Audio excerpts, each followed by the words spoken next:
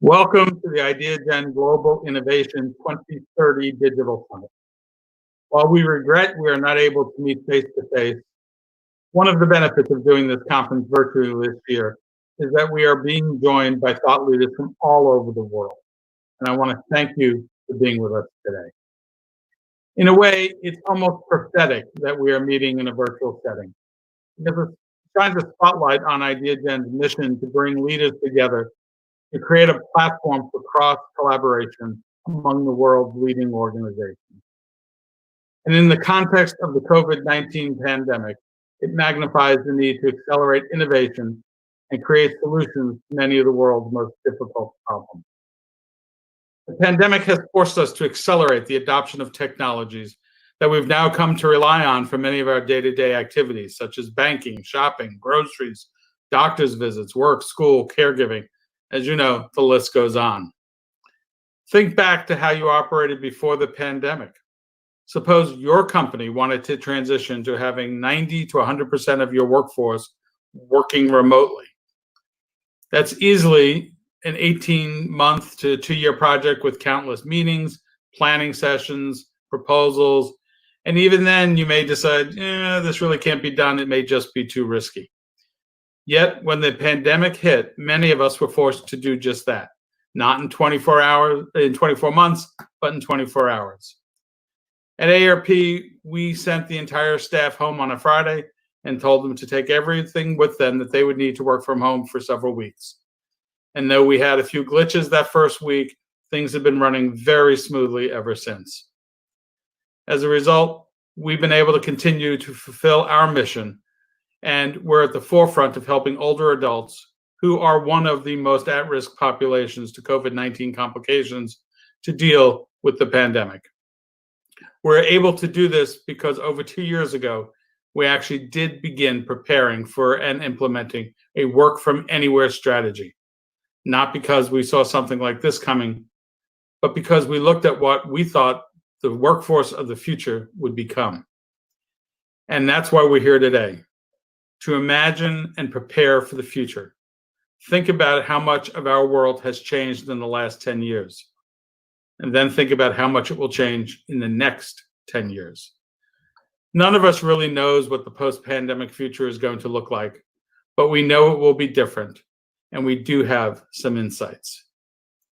This conference today gives us an opportunity to share those insights, and more importantly, to pause and reimagine the future and the role we all play in shaping it. So thank you and enjoy the summit.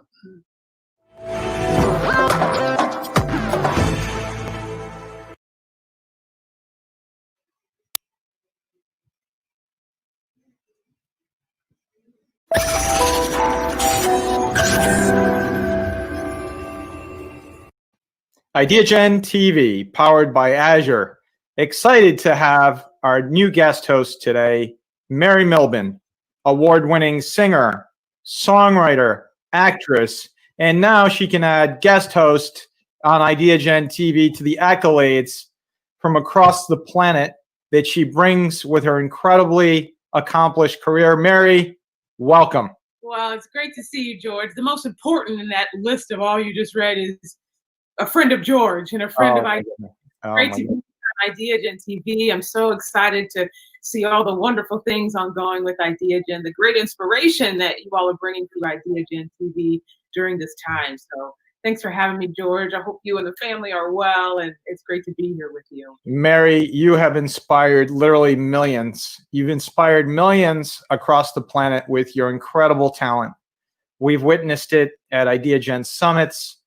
We've witnessed your leadership, your empathy, your incredible empathy. You are such an incredible leader. And along with that, all of these other talents, as I mentioned, award-winning singer, songwriter, actress, interviewer, leader. We could go on, but that's what excites us at Ideagen to bring you on now as a new guest host and to hear from you this other talent that you have, this interview skill, the insights, the empathy that you're about to bring to our viewers, over 3 million people reached by Ideagen and growing every day. It's great. With your talent and leadership. And with that, I'll ask that you introduce your first guest. Yes. Well, it's great to be here again, George. Thank you and all the Ideagen TV and the team and staff. It's just wonderful to have this vehicle to share this space and bring on great guests to tell their stories and inspire us during this time. We all need great inspiration as the country is reopening, as the world is starting to slowly reopening after a really difficult period of time. Great stories that we can share about our journeys and about how we have come together and survived through some of the most difficult months that the world has faced. I think we all need this right now, and so it's just a great blessing to share in this space with Ideagen TV. And I'm so glad to have my dear friend, a wonderful human being first, before I get to all of her resume. She's a wonderful human being, a wonderful soul, and a dear friend, Carolyn Hart, who is the founder and CEO of Inspire Hub. I think it's the best name for a company, to have the word inspire in your company name. It's also the biggest challenge. We want to know who you are. We really want to hear your story. We really want to have a conversation. I'm glad to have you, my darling, on for this first series for Ideagen TV.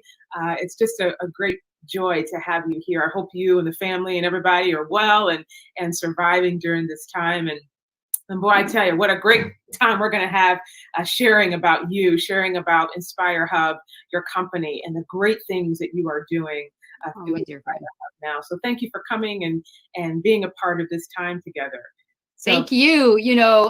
I love you so much, and I'm so grateful to you and our friendship. And so anything for Mary, right? You were just backstage talking about when Mary calls, I say yes to things, and then I end up on, in an interview or in an event just because you're like, come do this thing with me. And so, anything for you.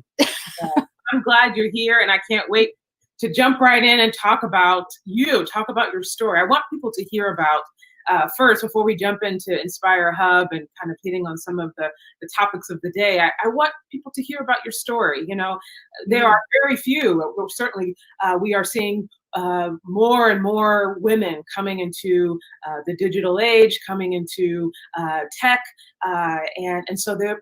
But we still have a long ways to go. There are very, very few women heads, CEOs, founders of major tech companies across the world. And so to be a leading female entrepreneur in Canada and in the United States, I think is inspirational in itself. So I want you to share with our audience a little bit about your journey. Of course, we can jump right off and talk about how we started together. Let's start there. Right there. I love how usually you'll say, well, people ask you, how did you meet? And I'll say, oh, we met in college, or we met in church, or we met, on Fifth Avenue in New York.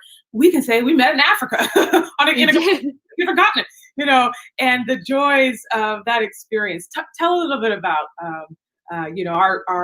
our first start in Africa, working certainly with the family, what you've continued to do there. I'd love for our audience to hear that story. So, well, certainly you and I meet in South Africa. We're both there through a connection because of the Mandela family, you with Education Africa, and Mandela helped found that wonderful organization that is just amazing, doing amazing things. And of course, I was there working with the Mandela family on the pediatric healthcare crisis.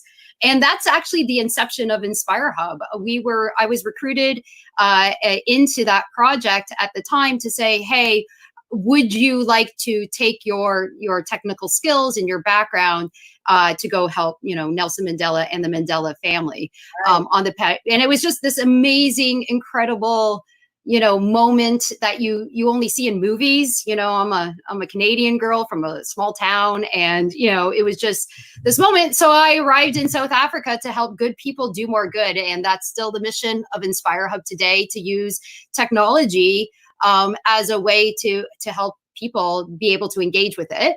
And I think you and I met, and we literally shook hands and got on a bus and went to the Apartheid Museum. Right. And it's so interesting because we didn't know we were going to do this interview this week.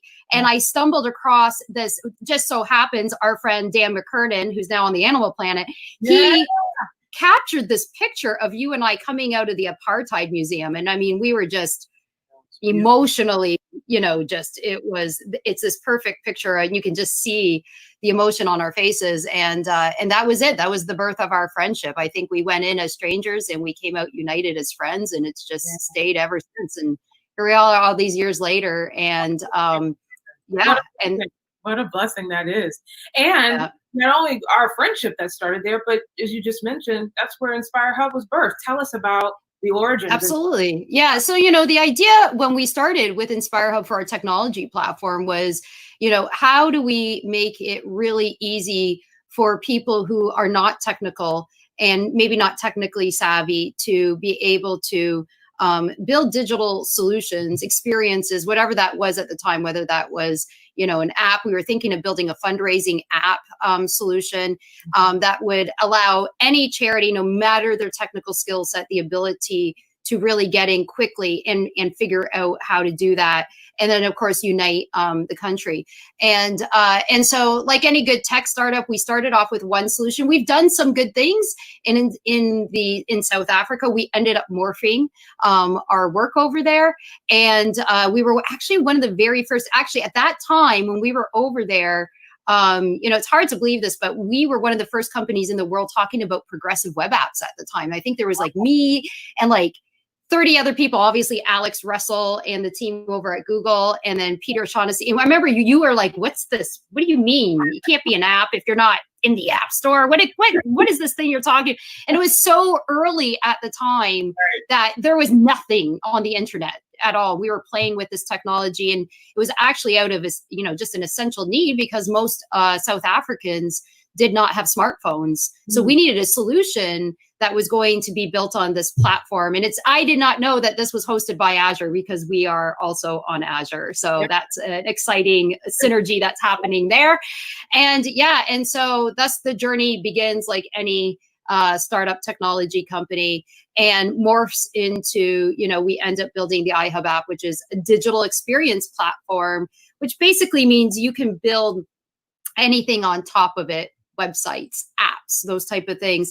But, you know, we're Inspire Hub, which means that we're doing things a lot differently. And, you know, some of the things that we were doing because of the nature of where we started, and we couldn't have predicted the world that we're living in today. There's awareness around privacy and security now today that wasn't available back then. There's all these things that have happened, but we made some really, you know, serendipitous decisions now. For example, that we would not participate in data brokering as a technology company. And that's a really big deal as it ends up. And we did that because we felt, you know, the data belongs to our clients. And you should also really know who is playing behind the scenes of your technology. You should be able to see everything, absolutely everything. And so that was another big motivation moment for us. You know, we didn't realize it was going to end up being a big thing. And of course, now, you know, we work with small businesses. And the interesting thing for small businesses, the platform I love the fact that it all came out of Nelson Mandela. Because I actually was saying to his grandson, I said, what's so fascinating is there's this progressive web app connection to Nelson Mandela that nobody has any idea about. You know, like this whole platform we have came out of this request from him. And of course, small businesses, a lot of them will build digital tools and they'll use free tools. And the problem is they're not secure. And they are the number one place and breeding ground for cyber attacks. And the scary part for a small business is when you're building whatever that is, your website, your app on these solutions, you're actually, you know, security consultants tell me it might as well just be trademark good luck. Because you're probably going to get it, you know, you're really going into a danger zone where you are, it's the number one place. And then on top, on top of all of that, you're going to be attacked. If you get attacked, this is a crazy statistic, Mary. 60%, 60% of small businesses close their doors within 6 months of a cyber attack. Wow. Like, that's terrifying. And so we had no idea, of course, when we started in to go and build a fundraising platform, and it was, all lovely. We had no idea the power of what we were actually building at that time. And of course, now we do. So right. And I think it's incredible because, and I want us to get to talking a little bit about some of the strategic things that you're doing for small businesses, especially now with small businesses, certainly in the United States, but that this is characteristic, across the world, have been dramatically hit in the context of COVID-19. And so I want to get to some of the new things that you are doing in Inspire Hub for small businesses. But I want to speak to what you were alluding to earlier, the connection with the late President Nelson Mandela. And, he, of all of the things you could talk about in regards to the late President Mandela, he lived a life trying to create life and opportunity for everyone. And I think that is, and that comes through telling the stories. President Mandela was adamant about telling the stories of everyday Africans, everyday South Africans on a regular basis.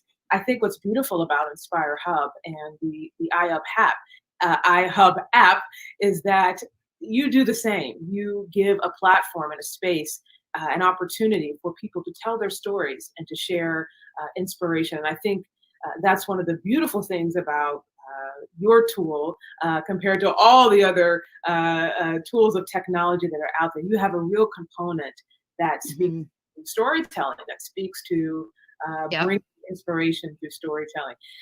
As it comes to your story, as we alluded to earlier, we are seeing a growing number of females coming into tech, taking senior leadership position in tech, but we still have a long ways to go. There's great efforts across the world, certainly here in the United States, to encourage more young girls in STEM and in science and pursuing opportunities, particularly in tech.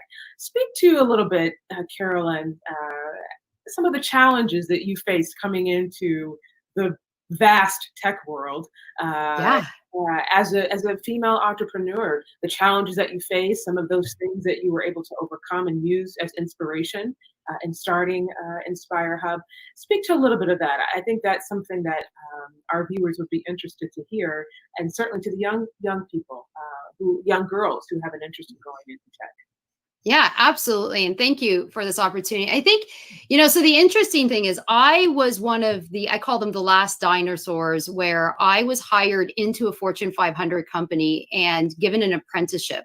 So my actual technology training did not go through the normal, go to computer science. In fact, I was taking a religious degree at the time. So that is my formal degree, is in religion. And so I like to tell people I put the IT in faith.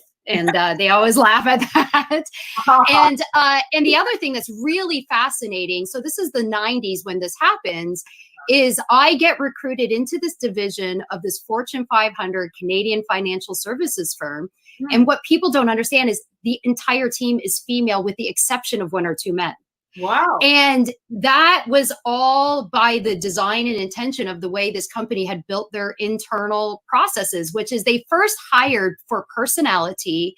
And of course, would you be able to de-escalate someone on a phone so you could get the problem solved? And as we know, we women, we are really good at communicating. And so it's not really surprising that this entire team was staffed with women. Then the next thing was, once you passed that, then you had a technical assessment. Now, here's the fascinating thing. I come from a very long, my whole family, my mom birthed an IT team. All my family are a bunch of computer nerds. They're all in technology. And yet I did not even know I really had a technical ability until that assessment. It's so crazy. I'm surrounded by all these computer nerds. I mean, literally Christmases growing up in my family, we were having LAN parties, local area network parties. My poor husband showed up the first year. He's like, "Where's the game?" I'm like, "Oh, it's in the basement." He's like, "No, football." I was like, "What are you talking about? Football?" down in the basement with the computers. Poor man did not know what was going on.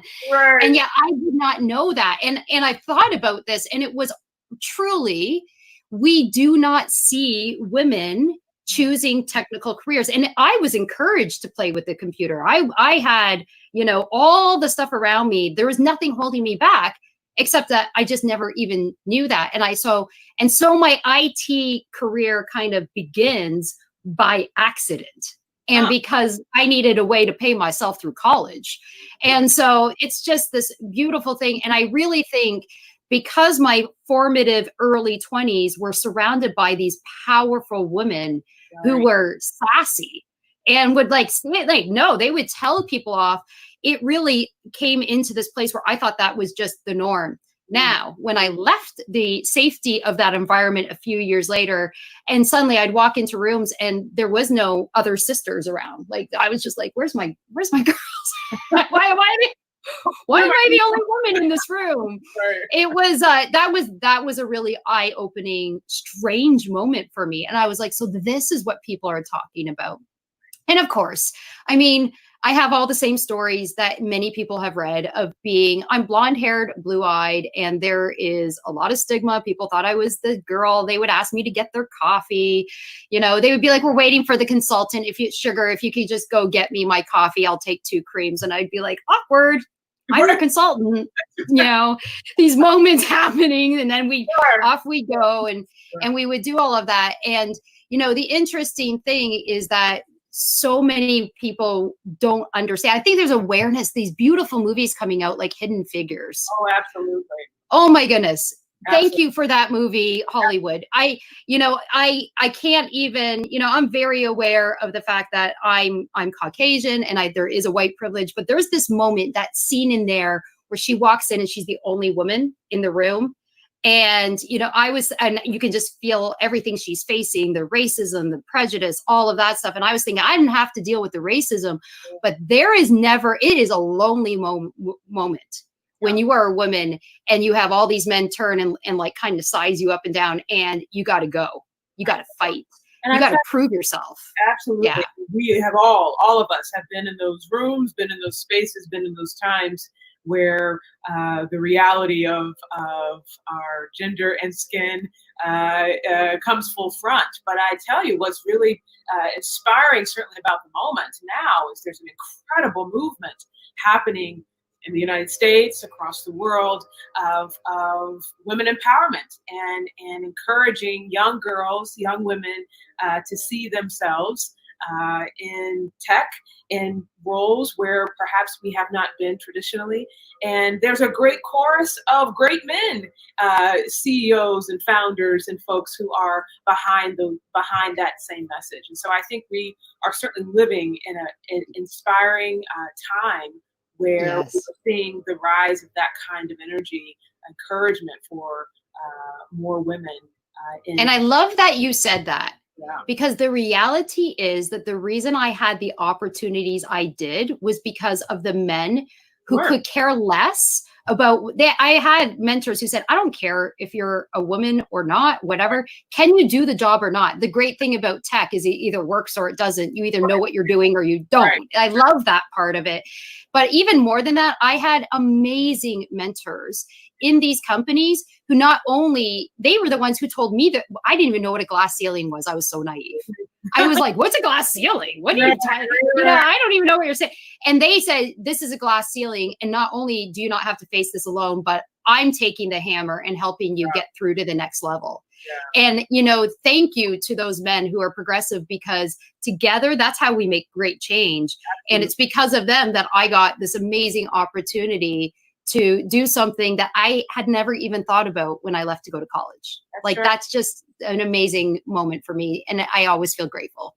Absolutely. And that's the key. Great leadership, effective leadership during times like these in areas like tech are vital for innovation, vital for encouraging women to step up to the plate and take over, to create. Speak to why, a quick question, why innovation and effective leadership? We've kind of already alluded to a little bit of this, but maybe to expand a little bit more. why effective leadership innovation is so important during the digital age, especially now, what pandemic that we're living through and the way that technology certainly has come to the forefront of just everyday communicating, what we're doing now, and how we're surviving and staying connected. Why is innovation and effective leadership so important? Yeah. Well, I'm going to go for a history lesson first with this answer because, I'm a history nerd. Sure. And the reality is that all through history, you only survive if you innovate, right? So, there's lots of people talking about you got to innovate or die. And that's just the reality. So we don't like change as humans, but we live in a perpetual state of change. So if you aren't getting a new, to innovate means to have a new idea, a new product, a new something, right? So if you're not doing that, if you're not looking for the next new thing, if you're like, you know what, I've had enough of change because I'm human, we're human, I don't want any more, I'm just going to stay here in my nice little predictable, I don't want to change, then you're going to become extinct. You just are going to become extinct. And so, let's talk about what's happening right now. As you know, the crazy thing about Inspire Hub is we've been remote 100% for 7 years. Wow. So, when we were remote, people were incredulous. How do you get anything done? Right now, I feel like there's more compassion, but we are sitting in this time where everything is now new by nature, by forced innovation down the throats. Everybody in the last 4 weeks has had no choice but to learn how to come up with a new way of working. And what does that mean? And everybody is doing that. And innovation, we throw this buzzword around and people are like, what does that even mean? Right? Like, why is it important? Well, it's only important if you actually want to survive, right? So I think that's one of the most interesting things when we talk about what is innovation. What does that mean? What's going on right now with COVID? It's all those things. And so I love that because when I think about the past, when I think about how, you and I sitting here, literally connected by video chat through a light source. Try this on for size. If Thomas Edison hadn't invented the light bulb, none of this is happening. Like we give all this credit to all these other companies, but it comes down to a sustainable light bulb. I love that. And so that's why we have to constantly be looking for the next technology. 7 years ago, we were working with progressive web apps. It's now 7 years later. It's now becoming mainstream. Everybody, you can Google it and see a ton of information on it. And I already know that what I'll be working on in 5 years from now will probably be a new language, a new technology, something different to deal with the fact that the entire world around us changed overnight. Let's talk about that. Every day now in the context of the time that we're living in. I mean, every day, every minute of the day, there's something new, something exciting. And I think that energy that innovative energy is really our survival key, not only during this season, but where we go from here. Innovation Absolutely. Has to be at the forefront of everything that we do, because now, even as the country and the world reopens from this pandemic, and we this phrase that keeps going around, this new normal, but I don't think that we'll ever return to a normal, which is an exciting conversation in the context of now. There's an playing field to innovate and to create and go from a completely different rubric in that regard. As you know, Ideagen, the UN Sustainable Goals are a big part of the Ideagen platform. You're familiar with those goals, and innovation is one of those key components on how we are scaling innovation across the world, in underdeveloped countries, certainly how we are providing access to technology in the context of innovation across the world. And so there's so many, I know in your field, so many exciting conversations that are going on, especially now, as we tackle the conversations of inequality, as we have seen magnified through this pandemic. How are we scaling opportunity through technology? How are we innovating in measures that are consistent across the world coming out of this pandemic?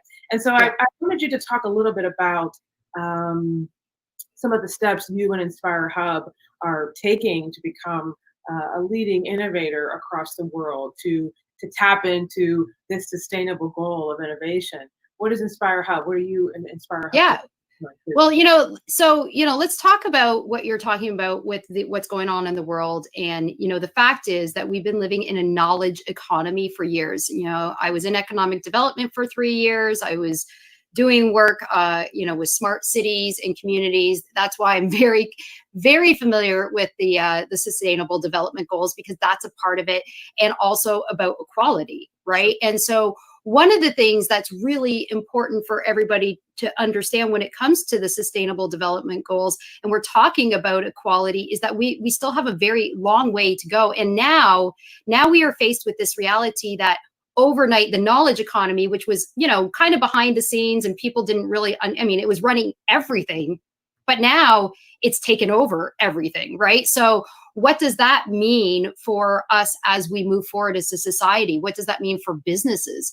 How does that transform things? It fundamentally transforms it. What are you going to do? For example, we know from our work with at Inspire Hub with communities and cities, for example, that access to Wi-Fi should be a human right.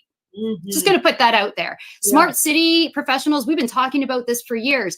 You're going to have two different class of citizens if you have a group of people who can't literally get to where the life source is for doing everything. What does that mean when you're a low income family?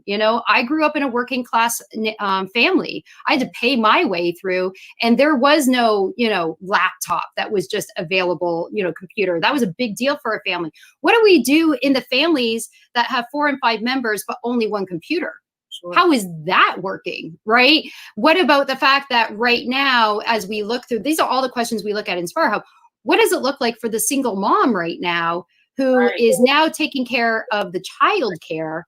And then her employer's like, what's wrong with you? Why can't you get into this meeting? Well, I'm facing this 100% remote for 7 years, and it's not easy for us. We have staff with special needs, intellectual disability children. We have all these things. They can't perform at the same level.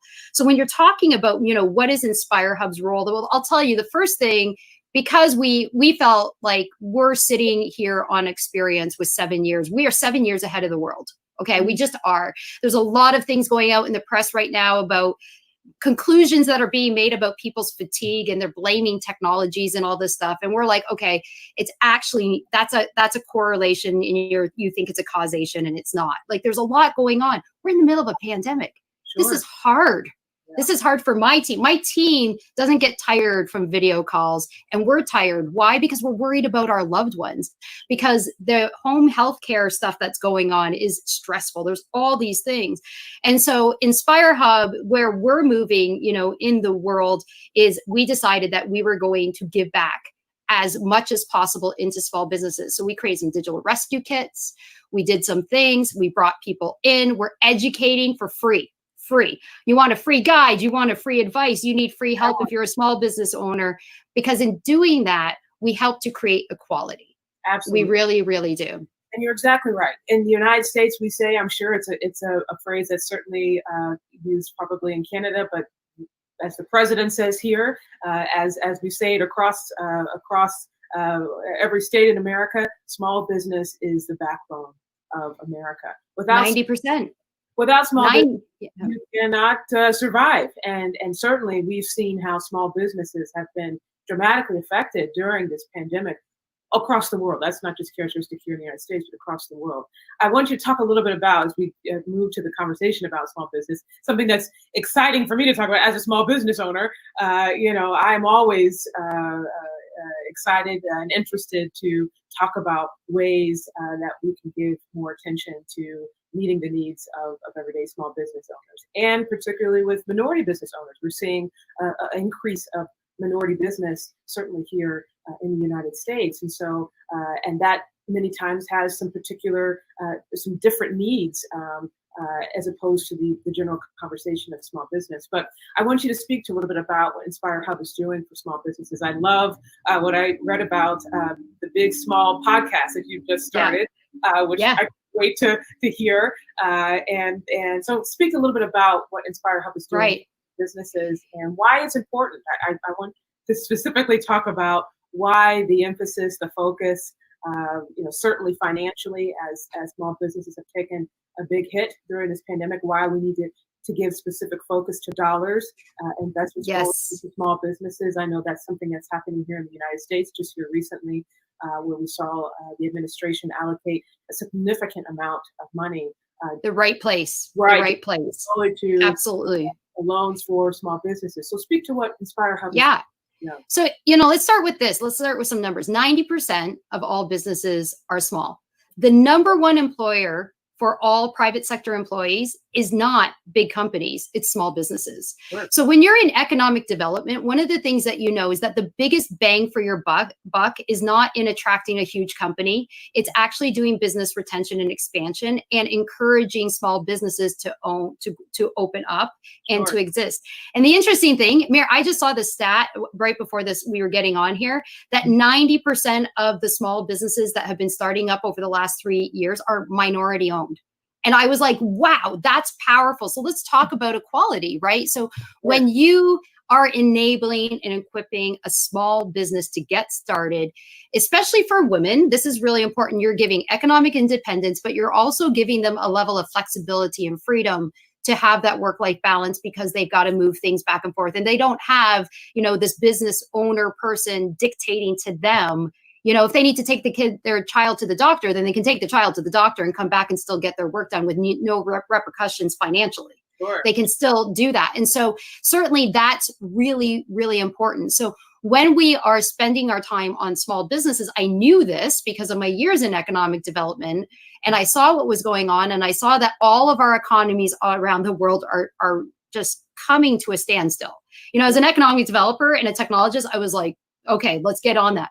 So interestingly, we went out there, and what we discovered was it's a very confusing world for a small business owner. There's not, one really, you can go to the government websites, there's small business centers, there's all this stuff. So we just decided, we want to make it easy. So we started the Big on Small podcast to just be that free advice. We have access because of Inspire Hub to the types of management consultants and people and turnaround consultants that small businesses would never get access to. Sure.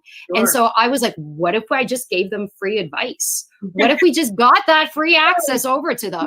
Very generous. Let's just do it. And then we started writing. I said, you know what? Forget charging people for consultation. This is ridiculous. The small business owner right now does not have money. Okay. They don't have money to go and it's scary for them. So we just started putting everything into guides. All the stuff that we used to do in consulting, we've just opened up the doors and we're like, it's free. Here you go. Go to inspirehub.com. There's guides. There's more guides coming by industry. We're calling in on favors on friends. And I've got people, best-selling authors, who said, I'm going to give you my book for free for any small business owner. Turnaround consultant. His name is wonderful, Mark Faust. He's like, I'll just give it for free and they can have it, because you're right. Because here's the thing. I think you and I'm going to tell this story because I woke up one morning and I had this story in my head and I shared it on LinkedIn. And the story goes like this: why be generous? Like, why should we be just giving of ourselves and advice to the world right now when, because there are people who are profiteers. They've always been around since the beginning of time too, right? But why choose this? And it's like this. Imagine for a moment that you're a farmer and the great famine descends on the land, right? And so what happens is all your neighbors come and they see that you have food and they say, please, we're going to die if you don't feed us. And the farmer says, I'm only going to sell you my grain. Okay. You can't have it. Too bad. So sad. And he goes away. A few days later, one of the buildings on his property goes up in flames. And now he's in dire need because he needs to put out the fire and he needs people. And so the people show up and they say, we're going to watch this burn until you feed us and we feel well fed to have the energy to go put that fire out. Well, the silly thing is, if he had just been generous at the beginning, he would have been funding his own fire department. And the second thing is, do you think when harvest time came back around the next year, all those grateful people who are still alive, don't you think they would have just shown up and helped him and said, no way am I taking your money? You took care of us and we're going to take care of you. And so when we say that we are all in this together, that has to be the mindset right now. Why are we doing this? Because it is, I'm telling you right now, when we give back into small businesses, we're helping ourselves. You're saving your local economy when you support local. You are literally making things healthier for yourself. You don't want to live in a community that is economically oppressed. You just depressed and all that. You want to live in a thriving community filled with joy. And so that means those of us who have the skills, I have a digital skill set. I've been working remotely for 7 years. I have all these things. And so I just said to the team, this is not the time for us to do any profiteering. Give it away. Wow. All the advice. Someone calls, we're going to give it. Have the guides available. Make everything that's in our heads that people previously paid us for, just give it away, because this is a rescue mission and we're all in it together. And I'm going to tell you, we had a live audience sitting in front of us right now. This is where everyone would go like this. Keep clapping for the next 5 minutes, because what you just hit on, which is so beautiful, it's such a testament of your heart as a person, as a human soul, as a human being. It's a testament to you as a CEO and how your spirit it has come alive in the context of your business, in the art of giving. And you hit on something that I think is really what we all should be doing during this time. How can we use our gifts and talents and skills given by God, and exercised here on earth?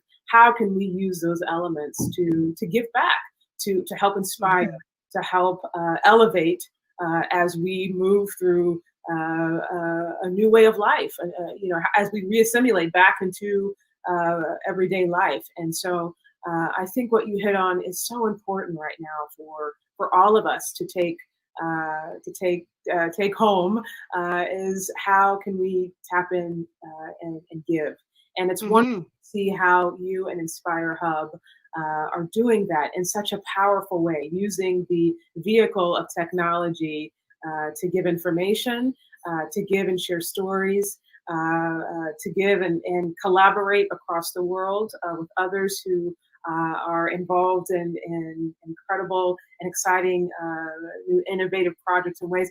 It's really what I hope when we finish here today that people take home, is that now, while we are still quarantined in our different homes and demographics, that there's tremendous opportunity for all of us to take what we've been skilled and gifted to do and give back. And I think it's wonderful how you have specifically put an emphasis on that in small business. As we wrap up a little bit, I tell you that we could sit here and talk for hours, which we do on a regular basis. But we do. Our viewers, I would love for them to hear more. Tell me what you hope that people take when they meet Carolyn, when they see Inspire Hub. What's a couple of things that you hope that people walk away from saying about Carolyn, the CEO of Inspire Hub, and what you want people to take away when they see your company, when they see your product? Well, I hope, interestingly, I hope what we give them, what I give them, is actually hope. It's one of the most powerful things. I was talking with, on the Big on Small podcast, we were talking with that turnaround consultant, and I asked him, what is this single characteristic that a company is going to survive? And he said, the first thing is, I don't look at their business. I don't look at their product. I don't look at anything. I sit down with that leader and their team, and I find out, do they still have hope? Sure. And so I think right now people are so afraid, and they're, you need to understand that it's okay to be afraid. We are having very physical responses. Our limbic systems are being overtaken. Sure. There's a lot going on. And, there's people who are like thinking that maybe the future won't be as good as the past. Maybe we're going to be stuck in this awful, altered, like horrible movie that you see in sci-fi or whatever. And what I want people to understand is that you can have hope in understanding. Number one, we are going to get through this. That's right. We are. We know through history, pandemics have happened. They are not easy, but we will be getting through this. And the other part of it is the very thing that is seeming like it's such a struggle for you right now could end up being like a butterfly. That's a big theme at Inspire Hub. The very struggle that goes on in that cocoon, and we're all in cocoons right now, could be the very thing that makes you actually soar in the future. You know, when you're being forced to carry heavy weight and you push up, that makes you stronger. And so for anybody who was coming into in circles with myself or my team, the only thing I want them to be taking away right now is that have hope. Yes. There is reason to hope. There are good people doing good things. Not everybody in the world is out for themselves. There are good people who tell the truth, who are sunshiny, transparent in an annoying way. I think I'm probably one of them, you know, and you can have hope because help is on the way, and you aren't going to be, you just got to just get out there. And, you know, I know that for myself, my personal commitment is that we're not like, no small business left behind, is like, I will find a way to work with you. If you are in desperate need, we won't just leave you there. You know, rescuers, my husband's a first responder. You know, the first responders show up, right? And they don't, you know, ask people if they want to be rescued. They get to business, and they get to work, and they do what needs to be done. Yeah. And I think that right now there's a lot of people. And so you should take hope, because there's a lot of digital rescuers out there who are willing and able to help you. So you're not alone. That's what I would want them to take. Well, I tell you, that's the greatest inspirational message. Forgive me, my phone was ringing in the middle. You know, I don't really know how to do technology when I don't have a team here. I'm like, why is my phone ringing? And why is it in the middle of this wonderful inspirational conversation that Carla was having about hope? So forgive me if there were things interrupting, but I think you hit right on the most important message that we could all take from our time today, aside from giving back, is hope that we have to cling to every day, every minute of the day. What you're doing, what Inspire Hub is doing, certainly through the vehicle of technology, you are bringing hope to people. And so is Ideagen, and so are you. This is what I'm saying. This isn't just an Inspire Hub, initiative. There's millions of people like this Ideagen. This is the kind of resource tools that are needed. What you're doing, Mary, it's true. You inspire me, and I'm the president of Inspire Hub. So everybody, go follow Mary. She will inspire you, and thank you. We are all in this together. So it never is about one individual. It's about our collective efforts to come together. I think that's absolutely we have heard across the world is getting through this pandemic together. But it's a universal message that we should live by every day, that we are stronger together. We are stronger putting all of our gifts, all of our talents together to innovate and create and to inspire hope into the world. I think that is what we all need more of today. It was something I saw on Twitter a couple of days ago that someone had tweeted about. You can live, X number of hours without water. You can live X number of hours without, this or that. But you can't live at all without hope. Without hope, that's right. There is a lack of meaning to live, and so I think now more than ever is our opportunity through Inspire Hub, through Ideagen TV, through all the vehicles that we have at our disposal to bring hope to the world. And absolutely. So you bring hope and inspiration to me, my darling. You are such a disruptor in what you do, and that's a compliment, because we need more disruption in the context of creativity and innovation. And in tandem to that, you are a living, breathing example of hope. And so thank you for going to Inspire Hub. We're excited to hear about all that's on the horizon. Where can we tell our viewers, where can they learn more about Inspire Hub and you and what you're doing? Inspirehub.com. Make it real simple. We have links out to everything that we talked about, and we have an amazing resource up there. Constant blogs going out right now with help for you. And even, for the podcast, you can actually call in and ask questions, and we will make sure you get answers. So that is our personal commitment, that, anybody who engages with us, even if it takes us we understand that time is of the essence. So we do have an entire team that is just on everything. And our priority is to make sure that every small business business that comes into us is getting an answer and getting some sort of assistance or direction in any way possible. That's it. So inspirehub.com. That's wonderful. Inspirehub.com. And let me say to all of those watching, go and support Carolyn. Go and support Inspire Hub. Not only because she's my friend and I love her, but I tell you, it's we all need to step up and encourage and support more of our female entrepreneurs here in the United States, here in certainly in Canada, and across the world. I am a big proponent of our young women and girls looking at tech as a field to enter. And so I ask all of our viewers to find ways that we can be more supportive to folks like Carolyn, and folks and companies like Inspire Hub, because the more women we have in senior levels within tech, I think the better for us across the world. So I want to thank you so much, my dear friend. Thank you. Love you. And being part of Ideagen TV today. Thank you to George and Adriana and all of the staff and team with Ideagen TV for giving us this time and space to share. And I can't wait to see all the great things that Carolyn and Inspire Hub do. Thank you so much. Thank you. Love you.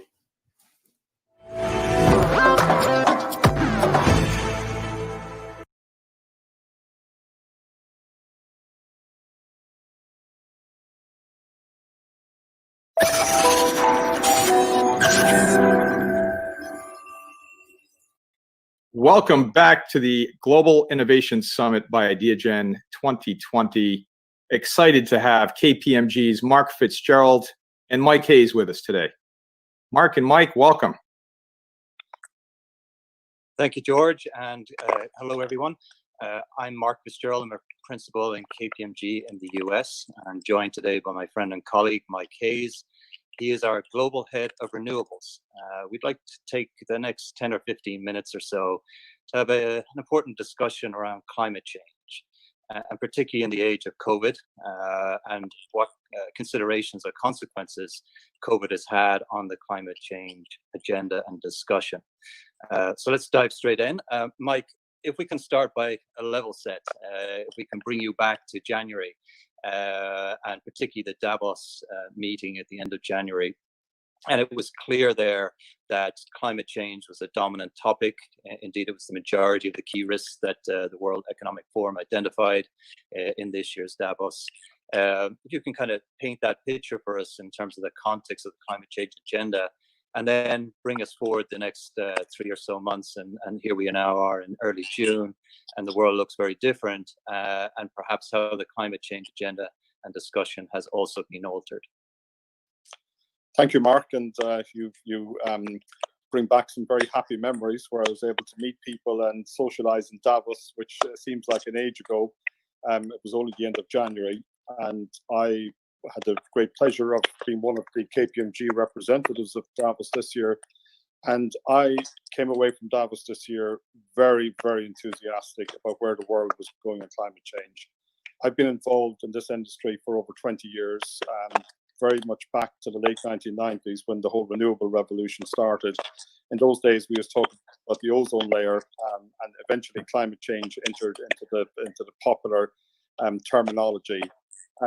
Many years of frustration and waiting for the world to really recognize what was happening. And I always felt it was too few of us really championing this whole agenda and understanding the risks that are inherently involved on the climate agenda. Roll forward to 2019 at Davos. So that year, it very much started to rise up to the top of the agenda. But by Davos 2020, everybody was talking about it.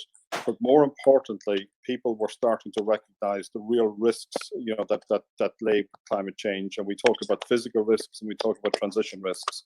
But whether it was representatives from the private sector, from listed companies, global citizens, governments, and multilateral institutions, real recognition that we had crossed the Rubicon on climate change. We were going to stop talking about it. The focus was on solutions, and there's lots of incredible work going on around the world. Now, for me, Mark, it wasn't just Davos. I would say in KPMG over the last 6 to 9 months, we had noticed a really fundamental shift in the corporate world. Corporates, started to talk about and embrace things like the ESG agenda, and the investment community would talk about responsible investment for a number of years. But I have to say, in the last 6 to 9 months, everything changed. And for a number of different reasons. Corporates started to react to climate change, and more particularly started to focus on what we call the decarbonisation agenda, and started taking meaningful actions on this agenda. And why was this? I would say a number of different reasons. I think the pressure that we're getting from their own stakeholders, in particular their shareholders, was a predominant but not the only feature of this. The second one was employees, and we would have seen this at certain big US technology companies, where employees really started to demand action from their employers on this agenda. And thirdly, but by no means least, supply chains.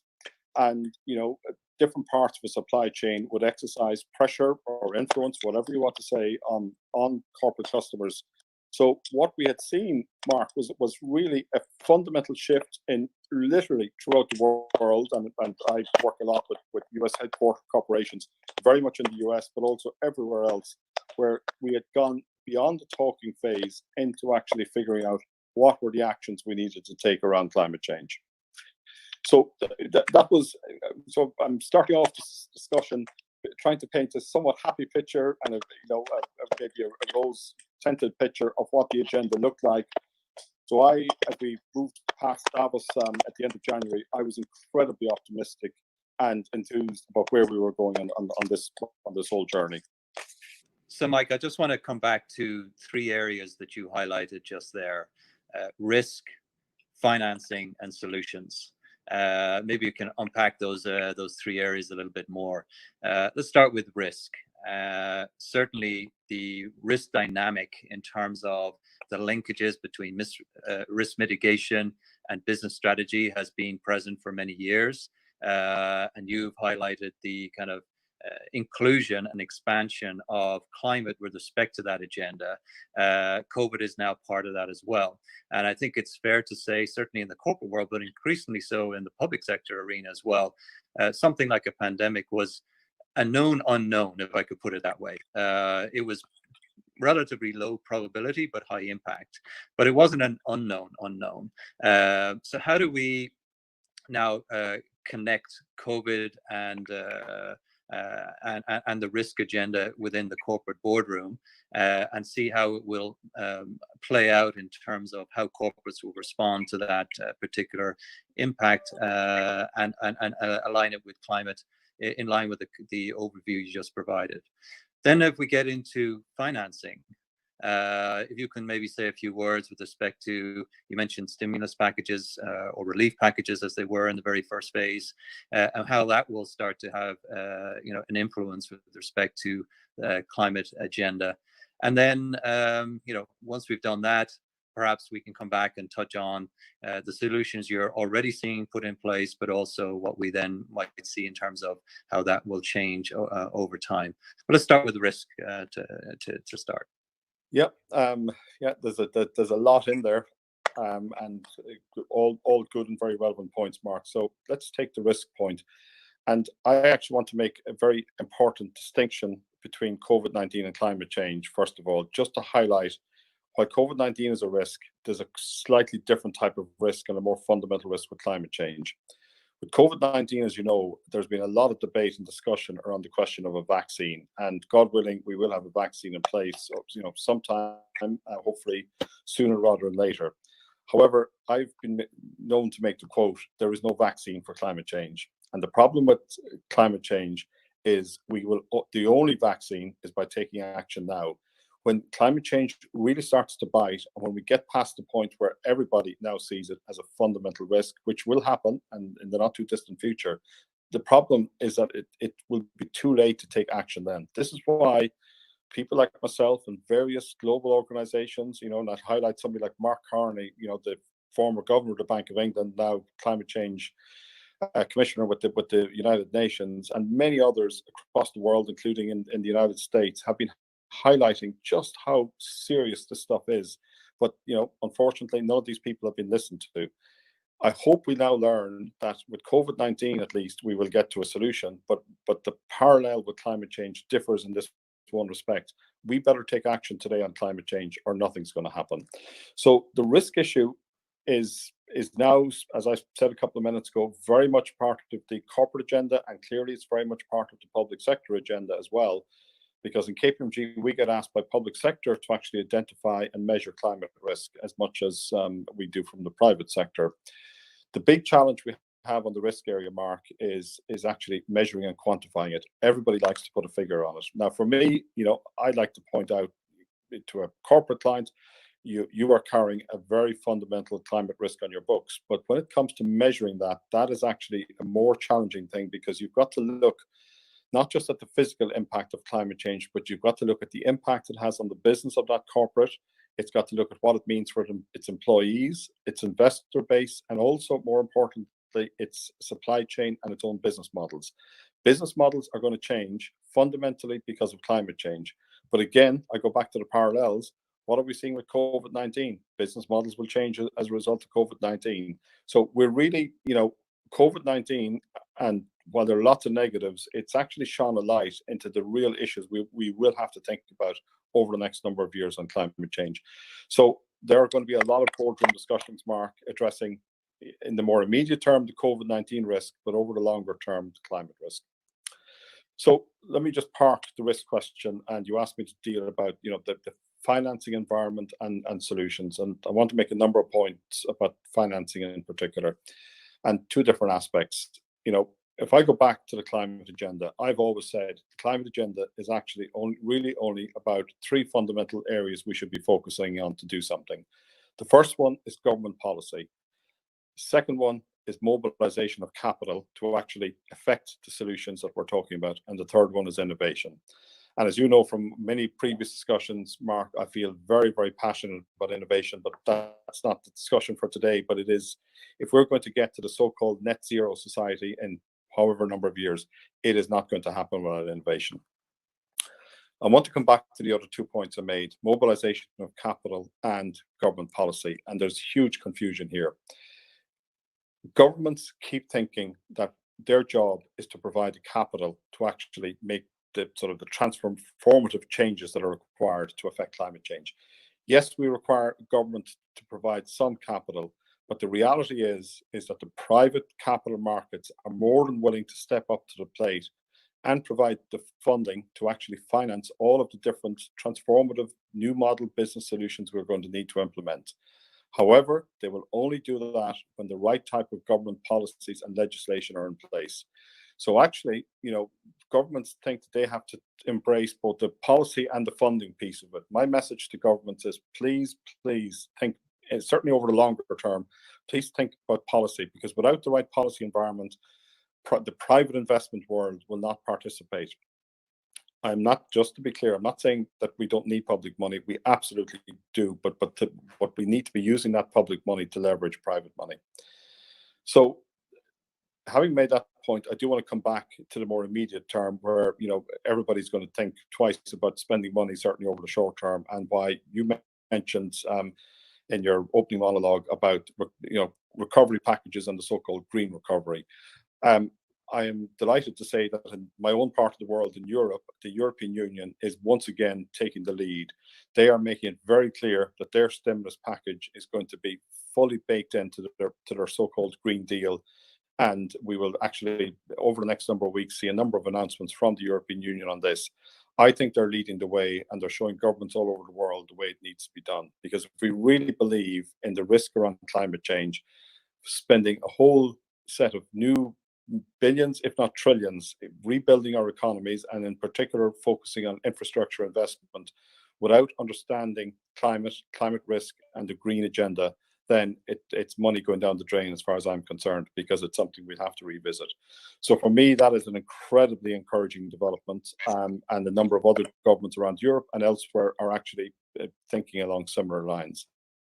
Yeah. So that is the financing piece of all this, Mark. And then you come to the solutions, and probably probably the toughest question of all, because you know, it's not that simple to just decarbonize your business, or if you're a country or a municipality, to decarbonize your region.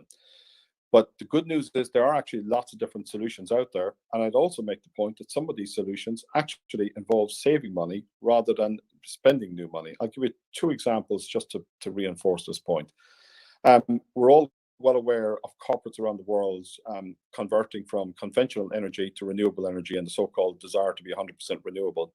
The point that is not made often enough, in my opinion, is that because we have now reduced the cost of delivering renewable power so much over the last 5 to 10 years, implementing these corporate renewable power purchase agreements at a corporate level will actually, in our experience, reduce your electricity bill and provide long-term pricing certainty as well, because you're actually buying into a fixed contract price for a particular period of years.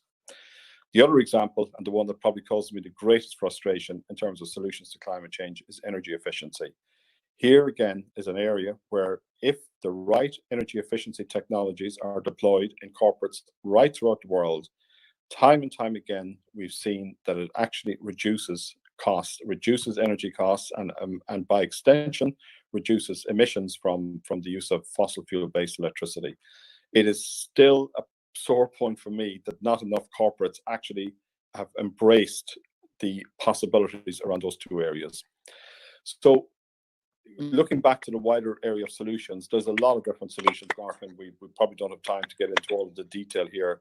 I've mentioned 2 of them. The other area that really excites me is this concept of a circular economy, which is taking what was previously waste, which we might have sent to something like a landfill, and actually using new technology tools, understanding the composition of that waste, and understanding the role and the possibilities for converting that waste into new manufactured products, allowing that same waste to re-enter the cycle again, rather than being used as landfill waste and resulting in further emissions.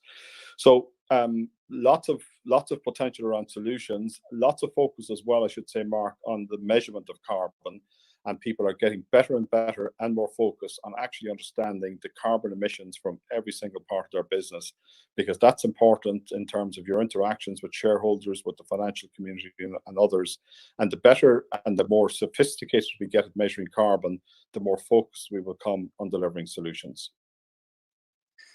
Thanks, Mike. And what I'm hearing is really a lot of normal discussion around what you would expect to hear in a corporate boardroom within executive management, that would have probably excluded issues around climate 5 or 10 years ago. What I'm hearing from you as you went through that kind of overview of risk discussion and analysis, financing in terms of the revenue flows and how you can bring efficiency, job creation, economic growth and development into that agenda. And then you highlighted some solutions. What I'm really hearing is, a lot of kind of business as usual discussion, tone, and examples.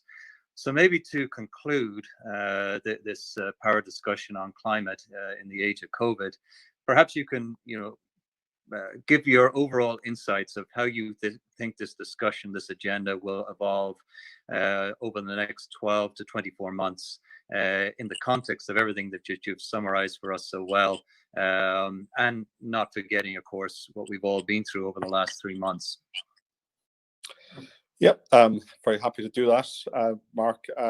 So, going back to my description of my moods on this interview, where I spoke about my optimism at Davos in Switzerland this year, my sense of desperation and frustration once the realities of COVID-19 began to strike, and subsequently, as we've gone through the crisis, my renewed sense of optimism and purpose about the climate agenda. So I think the climate agenda is going to continue to grow and grow over the next 12 to 24 months. I think it's going to come at 3 different levels, Mark. I think corporates responding to pressures from their various stakeholders, but also, to be fair, corporates understanding that it is the right thing to do is going to drive the agenda. And I'm going to come back to something which I think is very significant that some corporates are doing in a second. Secondly, The fact that governments are immediately thinking of climate in the context of stimulus packages is very encouraging, and I believe that governments are going to play a continuing active role together with organizations like the United Nations and the European Union in driving the climate agenda.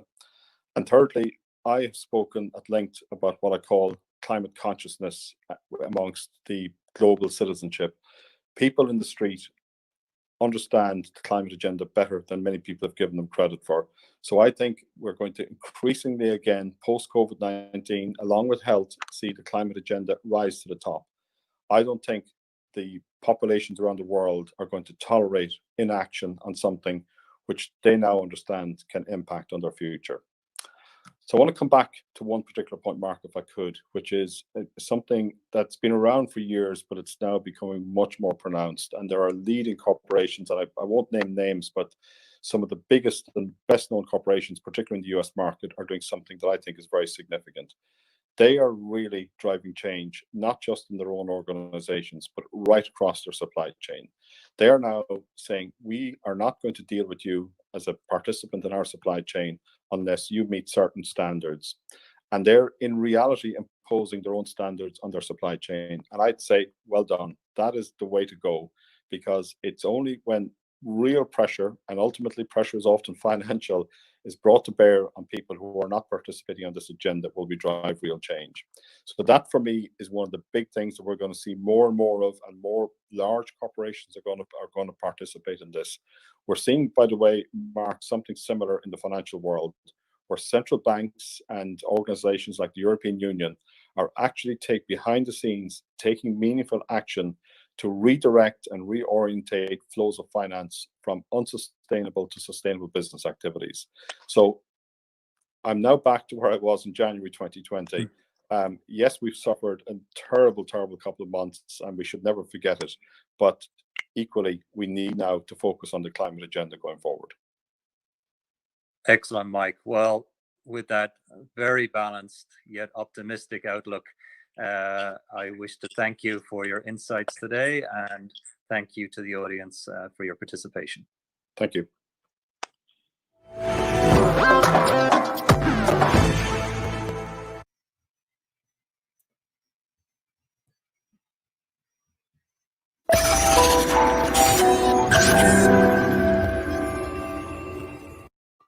So exciting to have with us today Sharon Price John, CEO of Build-A-Bear. Sharon, welcome. Hi, George. So good to see you.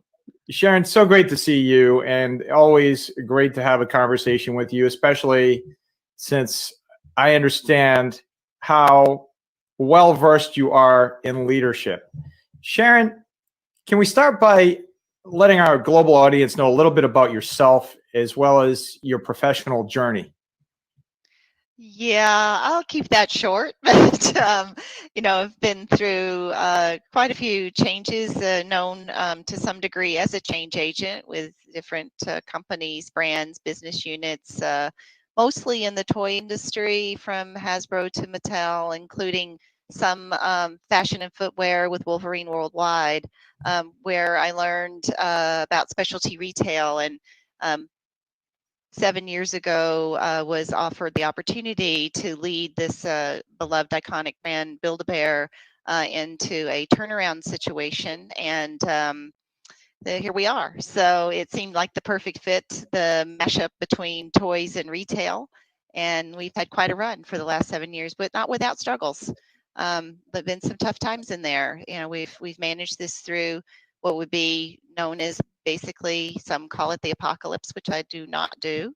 I just call it tremendous change of retail in terms of how consumers want to behave and shop and engage with brands. And now, also the Brexit led our business through that. And now here we are with yet another challenge. And this one, not just sector-based and not just geographically based like Brexit, but global. Everyone is impacted by this pandemic. Well, you're the CEO of an incredible company, and you started as CEO back in 2013. Could you tell us taking us back to that time, tell us a little bit about what your first day was like. It was a lot of fun. Build-A-Bear's offices are fun, as they should be. They're full of furry friends and happy people. And but at the same time, it was necessary for us to establish a platform for change for the company. And this was not the type of organization where everything that was happening was wrong.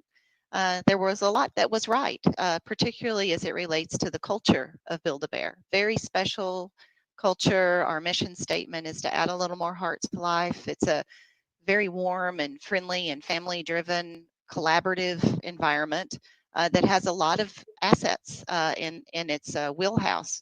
But at the end of the day, because of so much that had changed, starting with the economic shift of 2008, and the company had been slow to make some of those business model changes that needed to happen.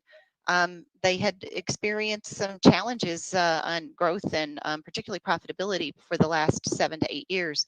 And my job was to come in and change that portion of the company.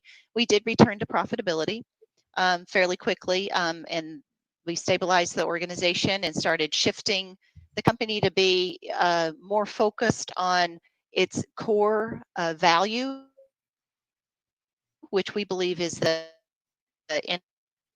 innate equity of the brand, not just as to retail and wonderful experience that you have at Build-A-Bear. And just for some of the viewers, George, I know you know what goes on at Build-A-Bear, but this emotional connection is created when people come to Build-A-Bear and pick their own furry friend and make it with the stuffing station and put the heart in and go through the ceremony. So that's where a lot of our value lies. And we felt that if we could reorganize the company and focus more on extracting and monetizing that brand equity and different revenue streams beyond particularly mall-based retail, that that would be a much more stable and diversified model. So we've launched an outbound licensing program. We're in the midst of some entertainment deals. We have diversified our retail footprint beyond traditional malls. So there's some examples. We've also recently signed franchises in both China and India. So it's a much more, as I said, diversified company now that believes that its core value is about the relationship that we have with consumers. What is one thing that our global audience should know about you? Oh, since it's a global audience, my major at Columbia for my master's in business administration was international business. So how about that? That's really, really awesome. So, and then what is one thing folks should know about Build-A-Bear across the planet? What is that one thing? What is the one thing? Well, I did share the one thing, which is that our mission statement. But one thing that we also get to say about Build-A-Bear is that the sun never sets on Build-A-Bear. With our relationship with China, somewhere around the world, you can get a furry friend almost any time of the day. I love it. I love it. The sun never sets on Build-A-Bear. That is a key takeaway from today. So, given on a sobering note, given the current global situation that we're all collectively experiencing, how are you and your colleagues weathering this situation? And most importantly, how are you utilizing innovation and technology to help with keeping some semblance of business as usual? I have to start this with saying that whatever I'm experiencing or my colleagues are experiencing, you know, it pales in comparison to what some people are sadly having to go through with this pandemic and the way people are being impacted just on a very personal levels, from those who are infected to those who are on the front lines. So as much as, you know, we are challenged without a doubt, and that we have had substantial negative impact on our revenue, and we are working through that. For the most part, we are all healthy. and we are not on the front line. So I want to just extend my appreciation to all those that are, and extend my sympathies to those that are personally and negatively impacted. But beyond that, we're in fairly good spirits. It's not as if Build-A-Bear, as I noted earlier in the lead-in, has not experienced just challenges. We tend to rise to challenges. We're a very resilient company. We're a very nimble leadership team and a very flexible organization. And you have to be in this environment. And not just this environment, but the environment that we were living in for the previous 5 to 7 years. Very tumultuous, a lot of changes, a lot of impacts coming from a number of different avenues, and you have to be willing to evolve quickly to respond to those. So we look at this once you get over the initial shock and that you are coming together tightly as a team, working together on a daily basis in crisis mode. You know, there is that moment where you really are focused on what's right in front of you, recognizing that the changes are happening at a very, very rapid pace.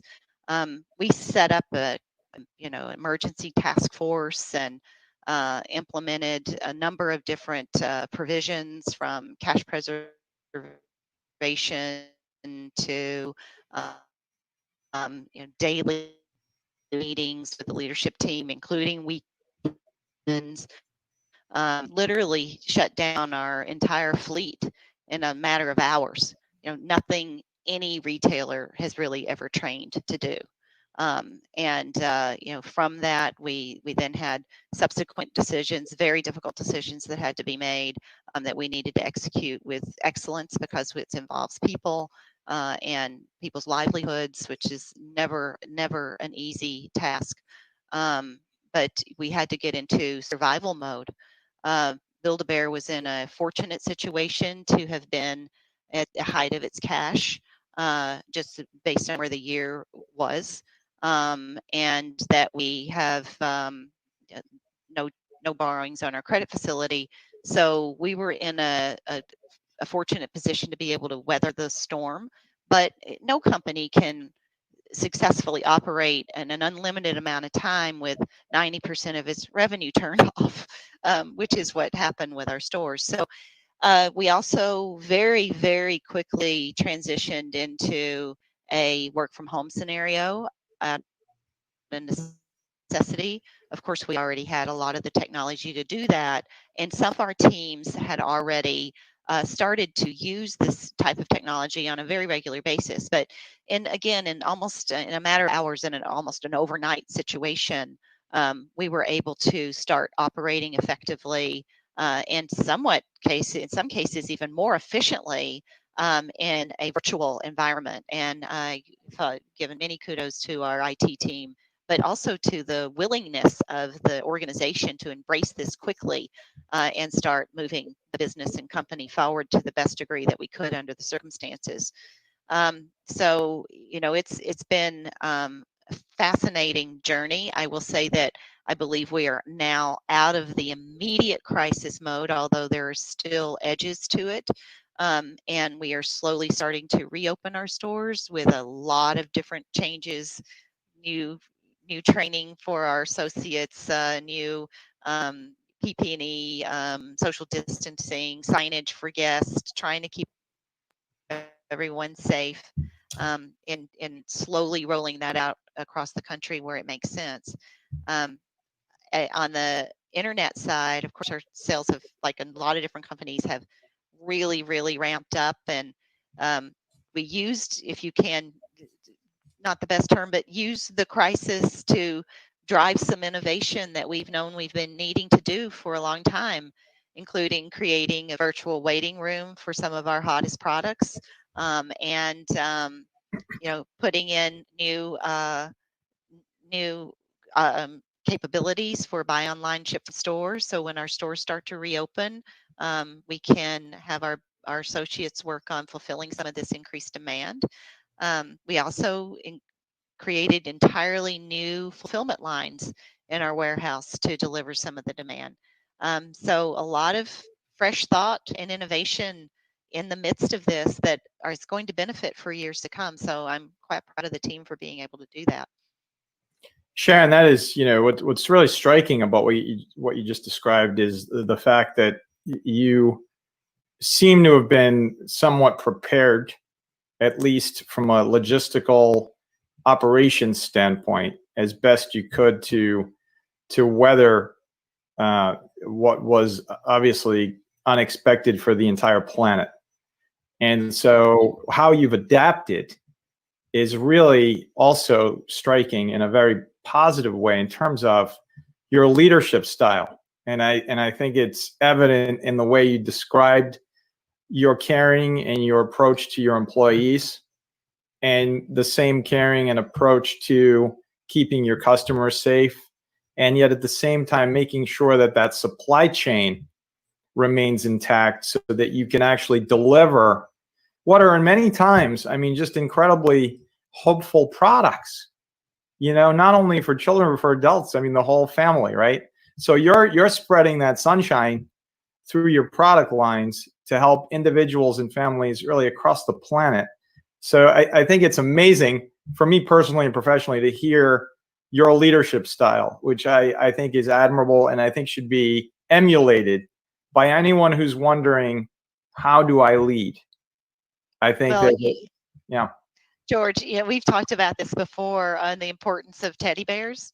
It seems, of course, I get it, and I understand that we're quote unquote non-essential. I get that, but at the end of the day, yeah, right, exactly, right. Sometimes all you need is a friend.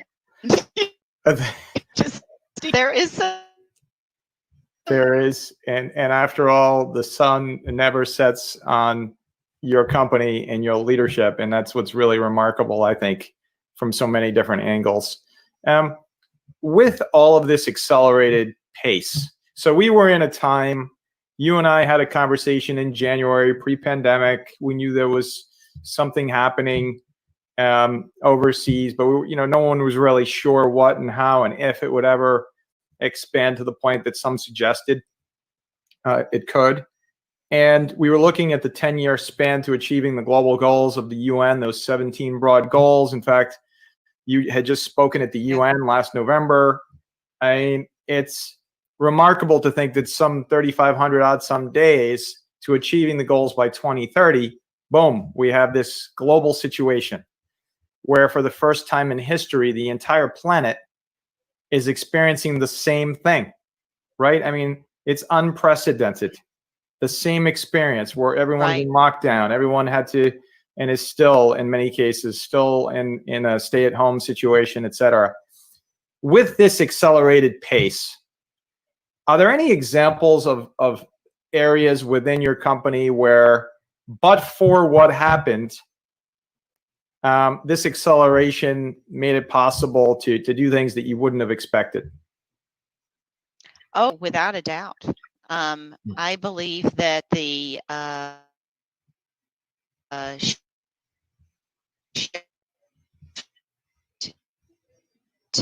to a more undeniably a part of our future.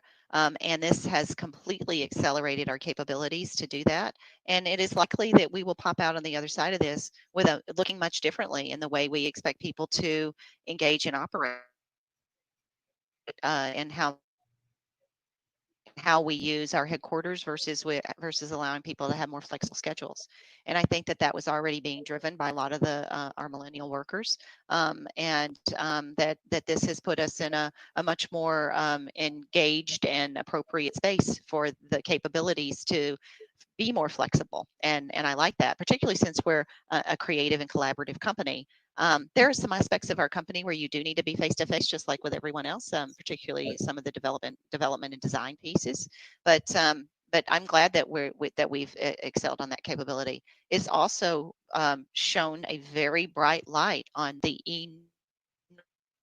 enormous opportunity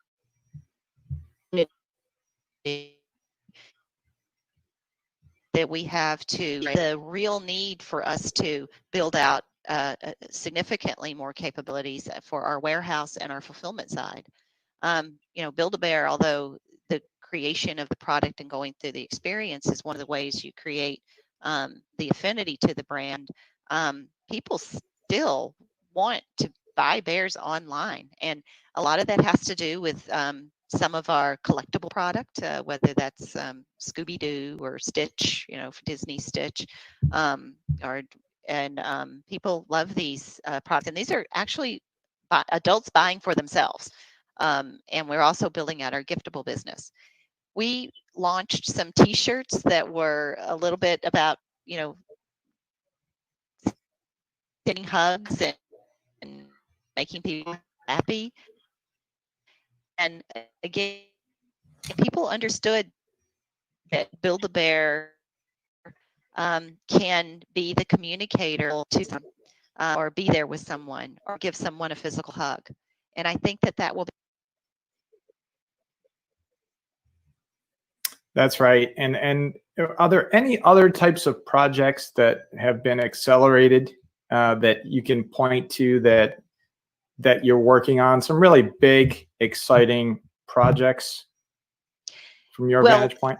As it relates to the warehouse, we kicked off a brand new project called the Big River Project. There is some allusion there to someone that does fulfillment well. And we expect to, in a way that we never have before, kind of turn the whole warehouse pick, pack, fulfillment on its head and put it back together, and expect to come out of that with a whole new approach, which will be inclusive of using our 300 odd stores,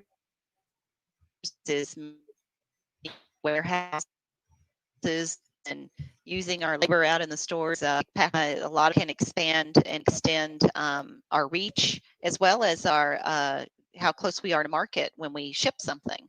So there's a lot of positive opportunities coming out of that approach. And then we're also looking at and have been working on a more virtual experience for Build-A-Bear, and this has highlighted that that particular project as something that probably needs to be shifted up on the priorities list. Well, you know, I can't think of any more dynamic leader than yourself to help guide this incredible company to that next level throughout this time of change. And on some levels, a time of opportunity to rethink and to be the best that you can possibly be. And I go back to your leadership, because it's incredible. And the types of leadership, quite frankly, Sharon, that will be necessary to help achieve the global goals by 2030. So again, we're looking at this timeline, 3,500 odd some days to 2030. Here's Build-A-Bear. You're playing a key role in helping to drive innovation and some technology components to that are profound. You mentioned virtual reality being one of those. I think it's unbelievable what you're doing. And you look at this as an area where, what do you believe is a key factor that can help us get to and achieve the global goals by 2030? You know, one of the things, it's such an interesting question, George. Thank you. That it's a mindset as much as it is, you know, a specific list of activities. Mm-hmm. First, your insight on us as a global community being affected and impacted by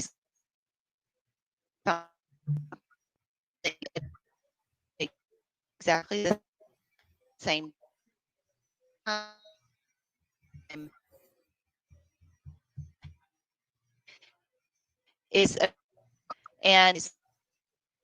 that I'm hopeful that this is an accentuation point and an acceleration point for us as a global community to realize that we make it together or we don't make it, and that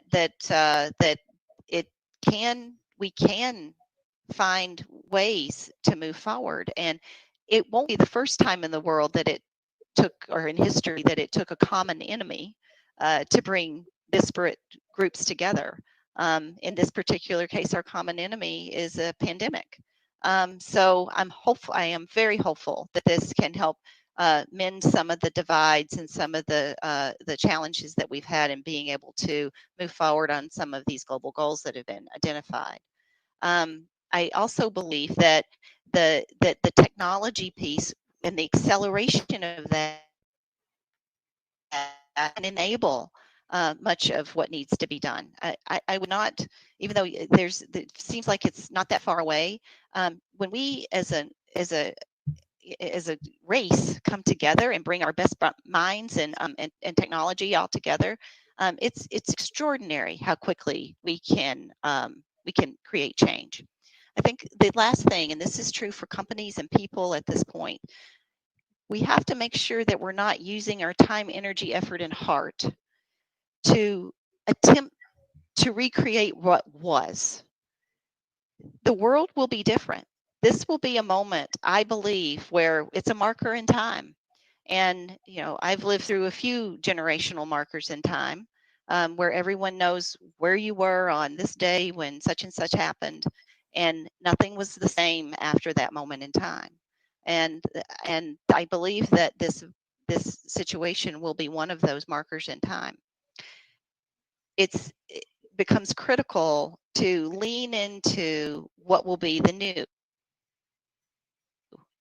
And people are calling that the new normal. I don't care what you call it, but we have to use that time, energy, effort, and heart to evolve ourselves, our thinking, our companies, whatever it is that we're touching, to be as amenable is with the lowest level, but as opportunistic in this new world. And I'm very focused on, from a corporate perspective, of making sure that we realize that our job when we all come back together is to try to put all the pieces back together to recreate exactly what we were doing. That we need to put new pieces together and see new opportunities and forge new ground and bring creativity and innovation and flexibility to what will be a new future. And it's a future that could possibly be much, much better than what we had previously thought. That's right, Sharon. And my gosh, what incredible insights, and certainly what incredible perspectives you're highlighting here. And you mentioned innovation. How are you helping to foster innovation at Build-A-Bear? Innovation has been something that's very dear to our hearts. We innovate on the product lines all the time. We certainly innovate in our stores and with creative marketing. For good, bad, or indifferent. Sometimes I'm careful in bringing this up, but Pay Your Age Day was a pretty innovative program that drove out, created 3 billion impressions and hundreds of thousands of people coming to our locations in a single day. And I know we disappointed some folks that day, but I have to give credit to the marketing team for a very innovative concept and idea. Our birthday programs are very innovative. Our entire approach is very innovative. We tend to try a process of turning things on its head, finding the edge. Where's the white space? Even believing, for example, that Build-A-Bear does not have to just be for children.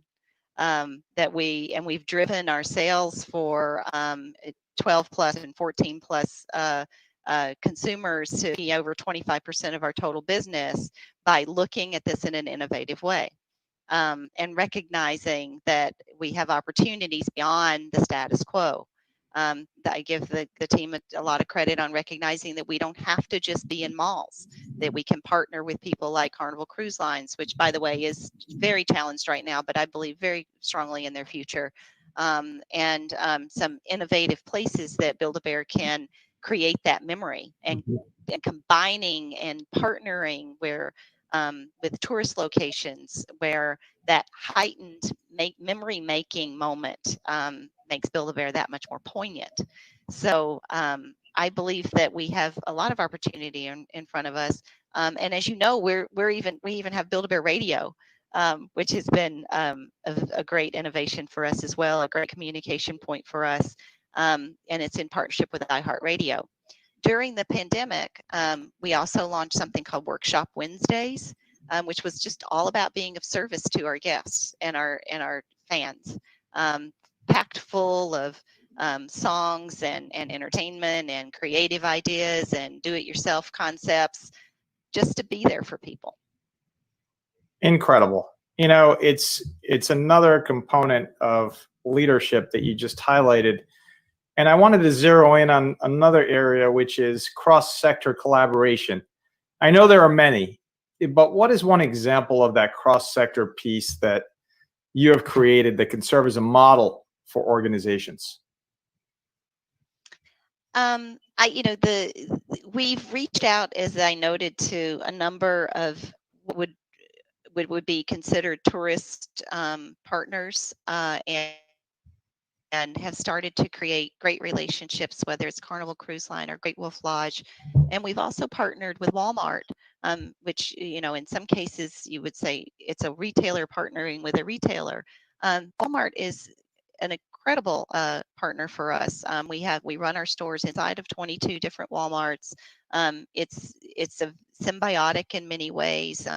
They really want to create a more engaging experience, and we feel like that the consistency of the traffic at Walmart is of a benefit to Build-A-Bear.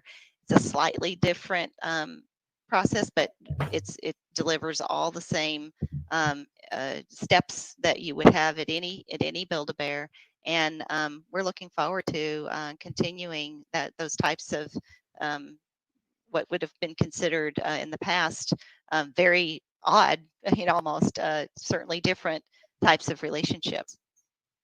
Yeah, and that is another example of your foresight in terms of looking around the corner as a leader. I think it's important for every leader to do that, but I think what you demonstrate is exactly that talent, to be able to see around those corners, to be able to prepare for the unexpected, which obviously now we have encountered.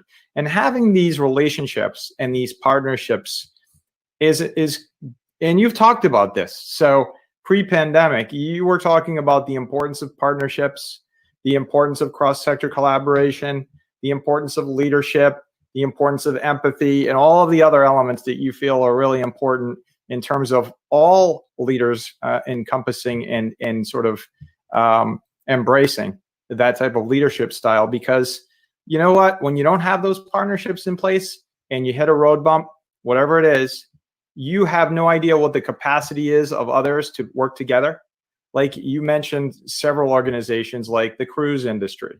You mentioned Walmart. So retail, you help with retail products, you're partnering with other retailers, you're partnering with what would be an unlikely partner, which is a cruise line, right? In my opinion, that's sort of a cross-sector partnership. It's the exact definition of what we're talking about.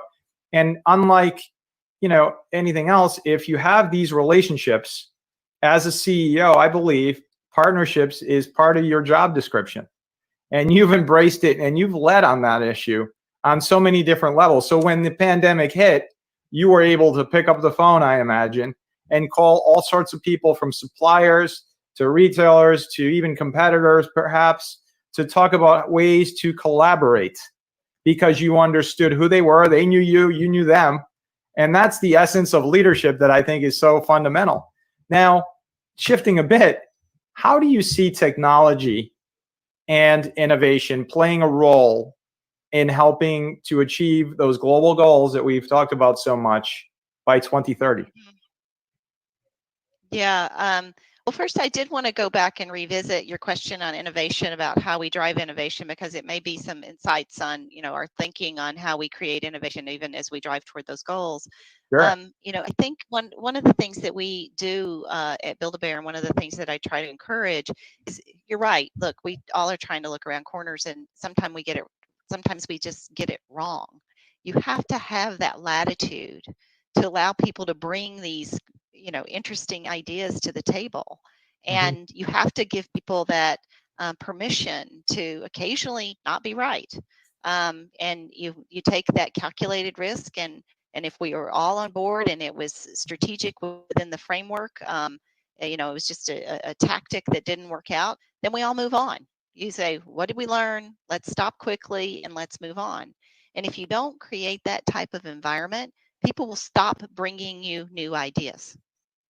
That's right. By definition, right? That's right. So that has to be woven into the fabric of your organization for you to get the innovative ideas to bubble from the middle and the bottom. That's right. They have to know that if they're wrong, it's going to be okay. And you have to create mechanisms to have a balance and decision tree that minimizes the risk associated with those decisions. So I just did want to mention that, and I think that some of the ideas that may allow us to start to get closer to the achievement of these goals may be associated with things we haven't thought of yet, with things that may come out of people's people's backgrounds and ideas and concepts that heretofore may have been uncomfortable saying the crazy thing that is the answer. Right. Well, we have to be willing to do that. And you can get the crowdsourcing of concepts like that is enabled by technology. That's how it's linking all of that together. But there's no limit to where ideas can come from today because of technology. That's, it's mind-boggling to think of that, but it's true. It's limitless today, and being able to come up with these out-of-the-box concepts in a time like this, to your point, we're able to do that because there's a new script being written, and like you alluded to earlier, it's either you can go back to being what you were and what you were doing, or you have an incredible opportunity to reinvent, to recreate, to rewrite the script. And that's what you're talking about. It's really, yes, it's really incredibly inspiring. And I always joke with my wife even about, they say you should do this. Yeah. And you sometimes wonder, and we joke, who are they? So yeah. Who are the they? I don't know who they are. I've never met them. Because it's been done a certain way for so long. And that's just what they say you should do. But sometimes, the they, even though it's a nebulous term, didn't have it right to begin with. So maybe it is a time as an inflection point, and I really like what you said about inflection and acceleration, to be able to rewrite that script. And so a perfect segue to Sharon, what are 3 key insights that our global audience can share, that you can share with our global audience, that have helped you throughout your entire career? Well, one dovetails into that particular concept. It's and my leadership team will know this question. I ask it all the time. Someone brings up an innovative idea.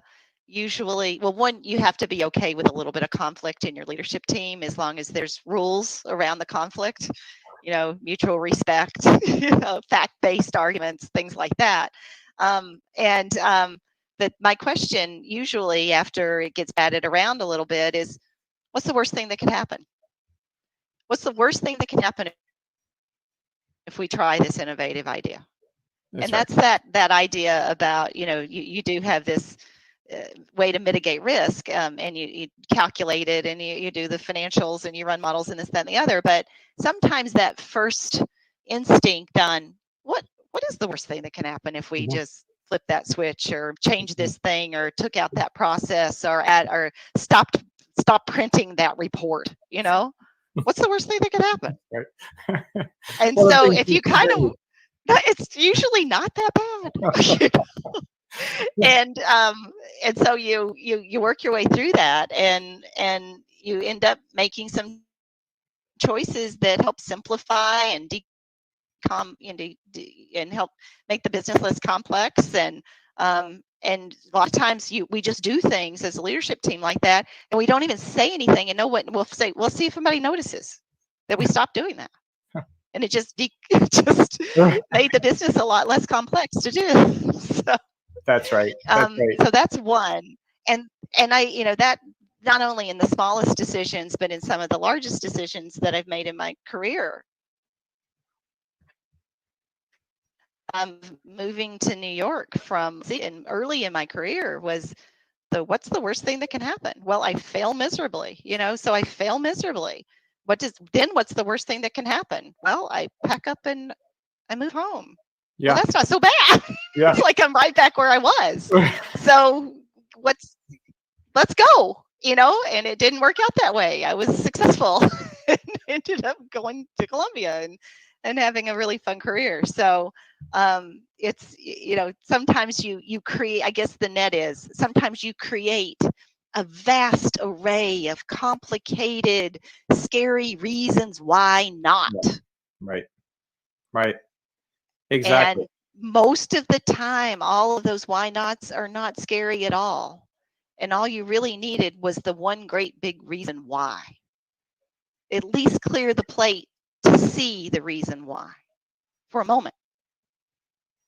You know, Sharon, I never cease to be inspired and just simply amazed, again, by your leadership and by your profound sense of action. I mean, you're making things happen, you're accelerating change, and you're leading with empathy and with effectiveness. And that is remarkable. We've reached the point in the interview where I'd like to ask you, if you were to ask our global audience right now, what would you ask them to do? What would be your ask of them as we continue to change the world? I believe that the fundamental aspect of being human is to maintain a sense of hope and a sense that it will get better. And it's our job to do that. And it is our dilemma to do that. But the alternative is not pleasant. And it's a much better way to live is to believe in the future and believe that the future will be brighter than the past. And I certainly encourage us to do that. I also would want to assure that we recognize this as a set of values, and that we use these values and I'm not talking about things that are associated with a specific set of beliefs per se, but core human values as guiding principles.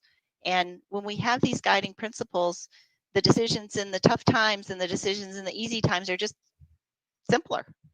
And if we can decomplicate our lives by having these guiding principles and values, sometimes the answers are just not as hard as we think they are.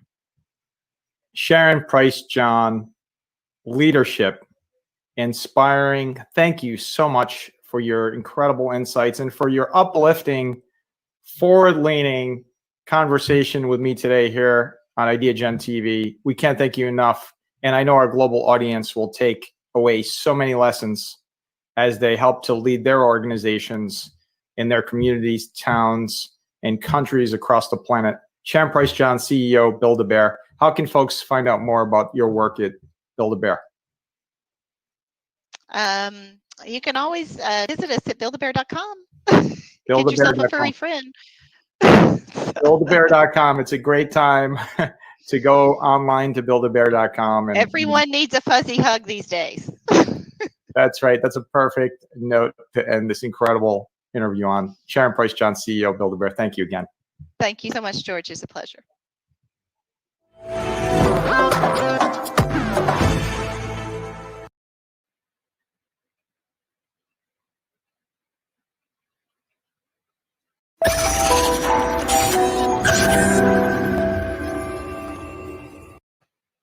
Hello and welcome. My name is John Moberger. I am the Chief Digital Officer here at Ideagen, and today I am honored to introduce a power chat between Atul Tandon, the CEO of Opportunity International, and Renee McAlpin, the Manager of Edu Quality Program at Opportunity Edu Finance. Renee and Atul, welcome to Ideagen. Thank you. Glad to be here. Thanks, John. Thank you. So, John, thanks again so much. And I have to thank Ideagen as well as George and the whole team for this opportunity. And welcome, Renee.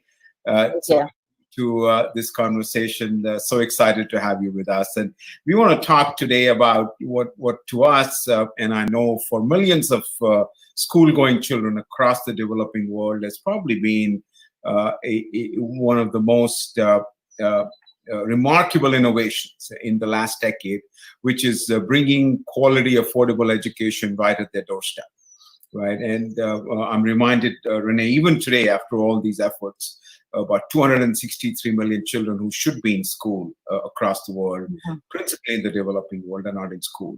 And I would say the number climbs to 500 million when we think about the quality of education.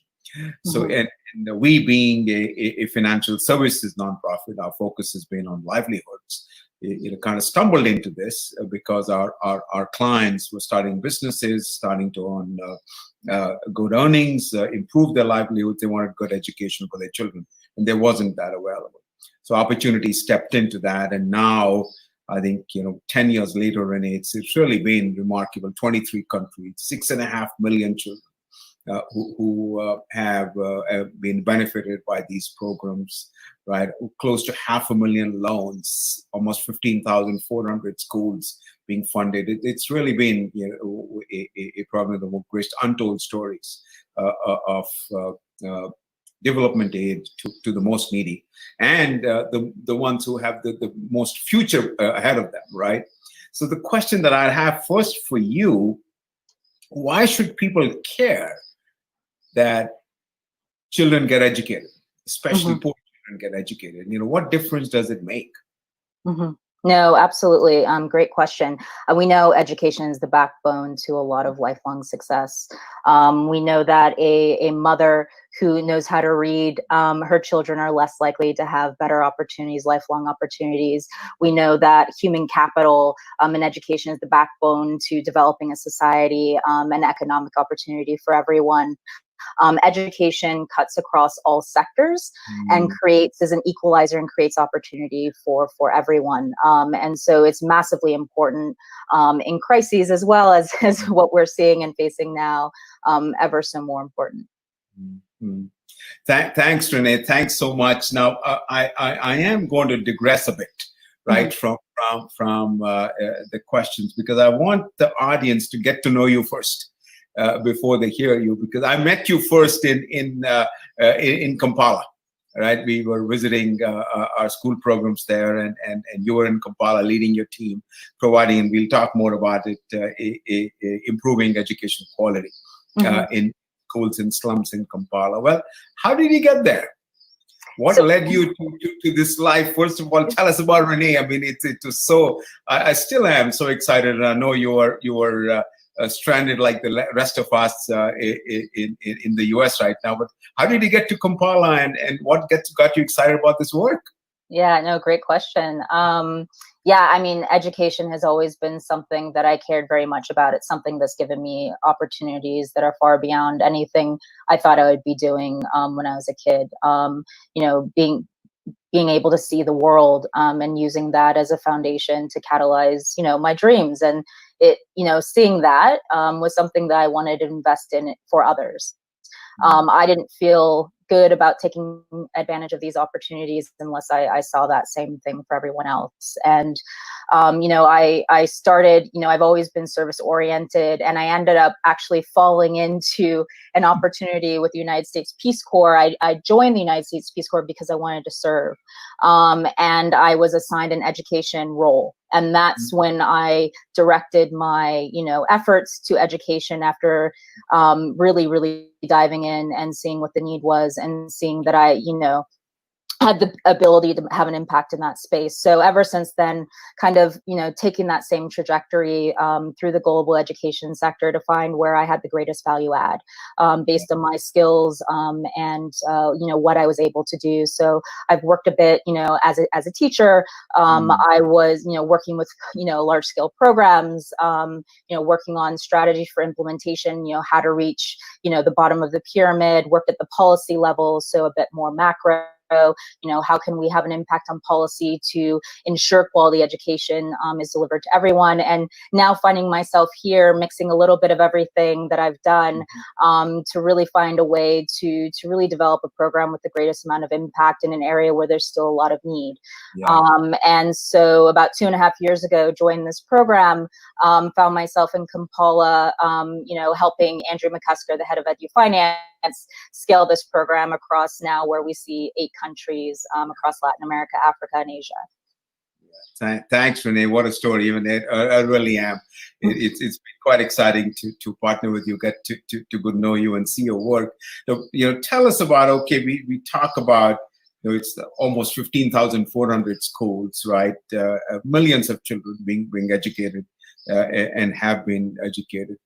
How did we get here? What is it that opportunity actually does to get education to these children? What happens? How do these schools come about? How do they get the financing in place? How are they run? Who are these children? Tell us a bit about that. No, yeah, that's a great one. As you mentioned earlier, we still see nearly 300 million children that are still out of school, close to 500 million that aren't learning, that have access but are not learning. And while we've made significant progress in the last 10, 20 years, there's still a lot of work to be done. And as you mentioned, opportunity being financial services saw, organically entrepreneurs, community leaders stepping up and opening schools to meet this demand. And so that's kind of how EduFinance, the program that I work for, developed about 10 years ago, is really partnering with that local effort. So entrepreneurs opening affordable private schools to meet the demand of those who are still unschooled or those who are not receiving a quality education. Governments in low and middle income countries where we operate in have taken significant strides to reach everyone, but has still not been able to meet that demand. So we're coming in to fill the gap, while these systems are still developing and are still growing to create access to everyone. And so the core part of our program, which we started with, was providing access to finance to this local effort to help expand it and catalyze what they're already doing.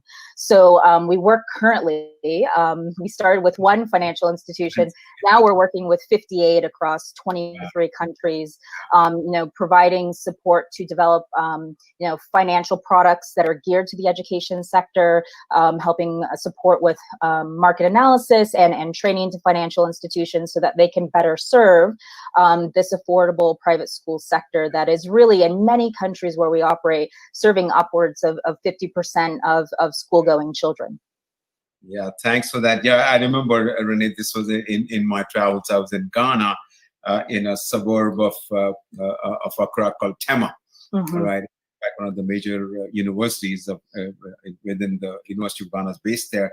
Well, we went to this little school, and I'll mispronounce the name, but Helena Akiti, she had moved into that community about a decade back, and saw kids walking on the street when they should be in school. And she said, why? Well, there aren't enough local schools, enough seats available. So she took upon herself to start the school, and actually approached Opportunities Bank in Ghana for a loan opportunity, savings and loan in Ghana. And we gave her a loan, and she started the Samalena International School. And now it's right from kindergarten, starts in kindergarten, and her school now goes through junior high, and she's got 200 children. And I think it's those stories that you see repeated, right, in 15,400 schools, 28 countries. It's Helena in one place, and it's James in another place, and it's Lanero in another place who have taken upon themselves, local people. Said, okay, we are going to set these schools up because we want our kids to be educated. Well, then you don't stop there, right? We saw that the schools had been set up. Oh, well, how do you run the schools, right? What do you do with actually improving the management and the running of the school? What do you do about improving the quality of education of the children? So that's where then, in fact, the program that you lead started, Education Quality. So tell us about that, because on the one hand, we are providing both, expertise, startup expertise and ongoing, as well as startup capital to lenders to get into this. to lend into this market and increase the number of schools. But on the other hand, you're working directly with the proprietors and the school managers and and the teachers and the heads of schools to improve quality. So tell us about this second leg, which I think is pretty unique. But it's in terms of innovation, was a big jump for a financial services nonprofit, but you guys did it. And here you are, and from everything I've seen, very successful. So tell us about that program. Yeah, absolutely. And a lot of, the research and evidence we see behind microfinance is we know finance isn't enough just in itself, that, with training and support, relationship building and trust, people can go a lot further.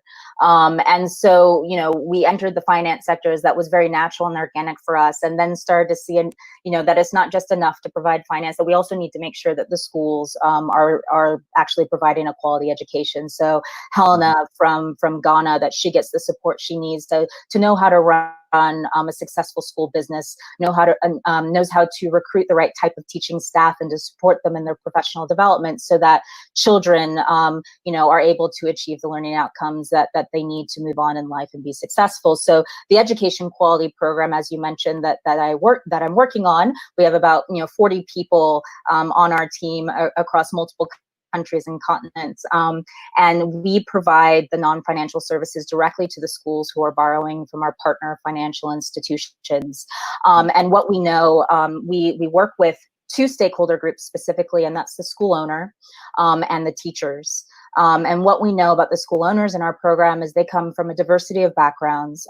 Some of them have maybe owned other businesses and saw the need in education and, transferring their business acumen to the school sector, but maybe they don't know much about education or teaching and learning. Then we have former teachers who want to open their own schools because they see a need in their community, but don't know much about running a business. Then we see Helena, who sees a need, no background in business or education, and needs a little bit of support with both, right? And so when we focus on the school leader professional development, we're with a mixed bag here. So we provide support on, how to run a successful business. So looking at business planning, financial management and budgeting, teacher recruitment and retention, plus many others. We also focus on the necessities of teaching and learning. So what does a school leader need to do to create the conditions for learning in their school, and so supporting their teachers to be successful. We also focus on professional development of teachers as well, so helping them really succeed. And what we see in this sector with teachers is often they don't really have the opportunity to pursue education training. They don't have the resources to get certified. So we come in and provide in-service training to really upskill and professionalize this teacher workforce that is serving half the population of school-going children in many of the countries where we work. And we, last but not least, one of the most important bits is we connect people to each other. We very firmly believe that people are stronger when they're working together. We see a lack of connection between school owners when we're all facing the same challenges and can really learn from each other in terms of what they're doing well. So our skilled education specialists to go out into the field, bring schools together in what we call clusters, so that they can support each other, collaborate, learn from each other, and have a stronger collective voice when they want to advocate for themselves at the policy level or any other elements which would help them really achieve their outcomes objectives. Thank you so much. In fact, I remember when we visited in Kampala, it took me to the meeting of the Sunshine Cluster.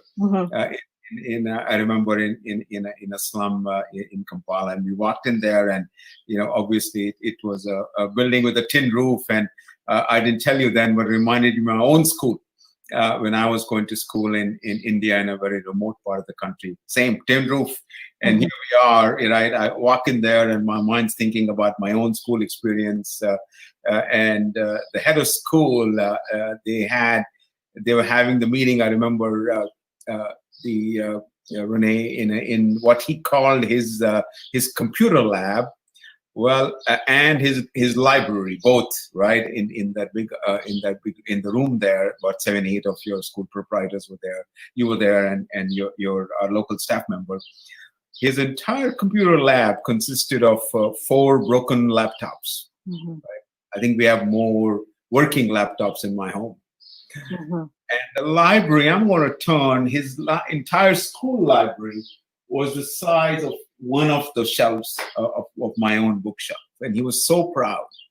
So proud, and I, you know, it both encourages you and breaks your heart at the same time, Renee. Yeah, seeing that is how much can you know, these children and these school proprietors do with so little. And I remember asking me, he said, well, 5 books are required by according to regulation at the primary school level per child, and what the children can afford, the school can, is 1 per child, right, if at all. And we tell you, you look at where, how, in fact, fortunate we are, and then where these kids are in the schools, and how in the middle of that, with your guys' help, they are really putting it all back together. Very impressive. Your Pathways to Excellence program, very impressive. You've codified the knowledge of all that you've gained about education quality and put it, I don't know what they are, how many there are. At that time, there were what, 30 different disciplines of practice? Yeah, exactly. And I think it's important, you know, when we talk about quality, is to define what we mean by quality, which is pathways to excellence, and really helping the schools define what that means for their institution. So we have many indicators, as you mentioned. We started at actually 42, and we've brought it down to 18 of the most important ones through our experience thus far. But I think that's really key, because we can throw around that word quality a lot, but what does it actually mean?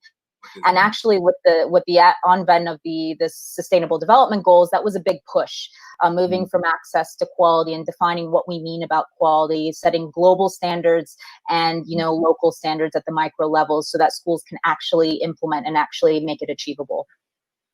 And you know, and you bring up a good point. I mean, yeah, as we are pursuing sustainable quality education for all under the SDGs, here we are, right? You've got 15,000 schools and now close to about 6 million children who benefited, continuing to, as we sit here, stand here today, currently over 2.5 million children enrolled in those schools. It's been extraordinary. Well, and here you are, right, busy going about your program. And completely out of the blue, 10 weeks back comes COVID-19. Right? And we all are still, frankly, wrestling, struggling, in shock, reacting, all of us, every one of us. There's nobody who's not. So tell us a bit about what's happened. To the teachers, to you. I remember there was one weekend back in March where basically it felt like the world turned upside down, especially for the education sector. We just saw country after country after country where we operated in shut down and close their borders, which means closures of schools, closures of public gatherings, completely isolating, you know, families, communities, individuals. And, you know, I've worked through crises before, you know, the Ebola epidemic in West Africa in 2014, where we saw massive school closures. But this, you know, the difference with this is it's affected everyone in every corner of the globe, and the isolation as well, you know, which means that there's not much we can do when a majority of our program had been, you know, face-to-face. And so, you know, this has, I think, like, the silver lining for this has been really seeing the commitment and the effort, you know, of my team really coming together, our content developers, you know, our staff, you know, working night and day to really react to the current situation and find ways to really support our schools. But what keeps me up at night is the fact that we're going to lose about 10 years of progress, and that's the reality, and that not only in the education sector, but across the field.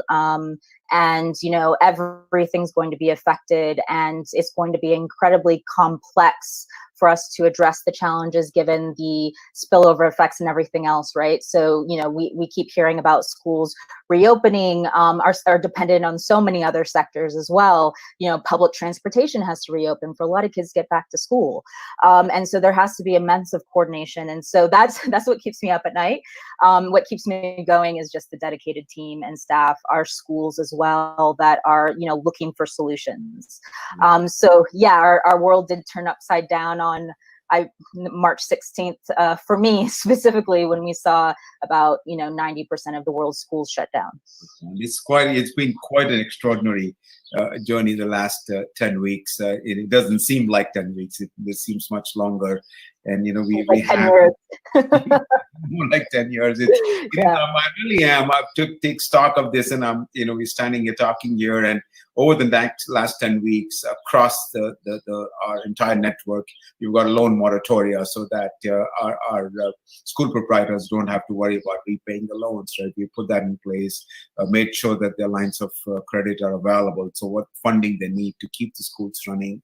But then we didn't stop there from a financial services perspective. Our partners didn't. I mean, to the team's credit, you guys then went forward and you set up everything from Facebook Lite pages for the teachers. You developed a COVID-19 toolkit for the proprietors. So talk to us about a little bit about that. What's that been like of now engaging teachers and helping proprietors virtually? And you did all that very, very swiftly. I mean, for the different parts of opportunity, I think you guys were the first on. So tell us a bit about what you've done to help people now, and then let's talk about where do we go from here.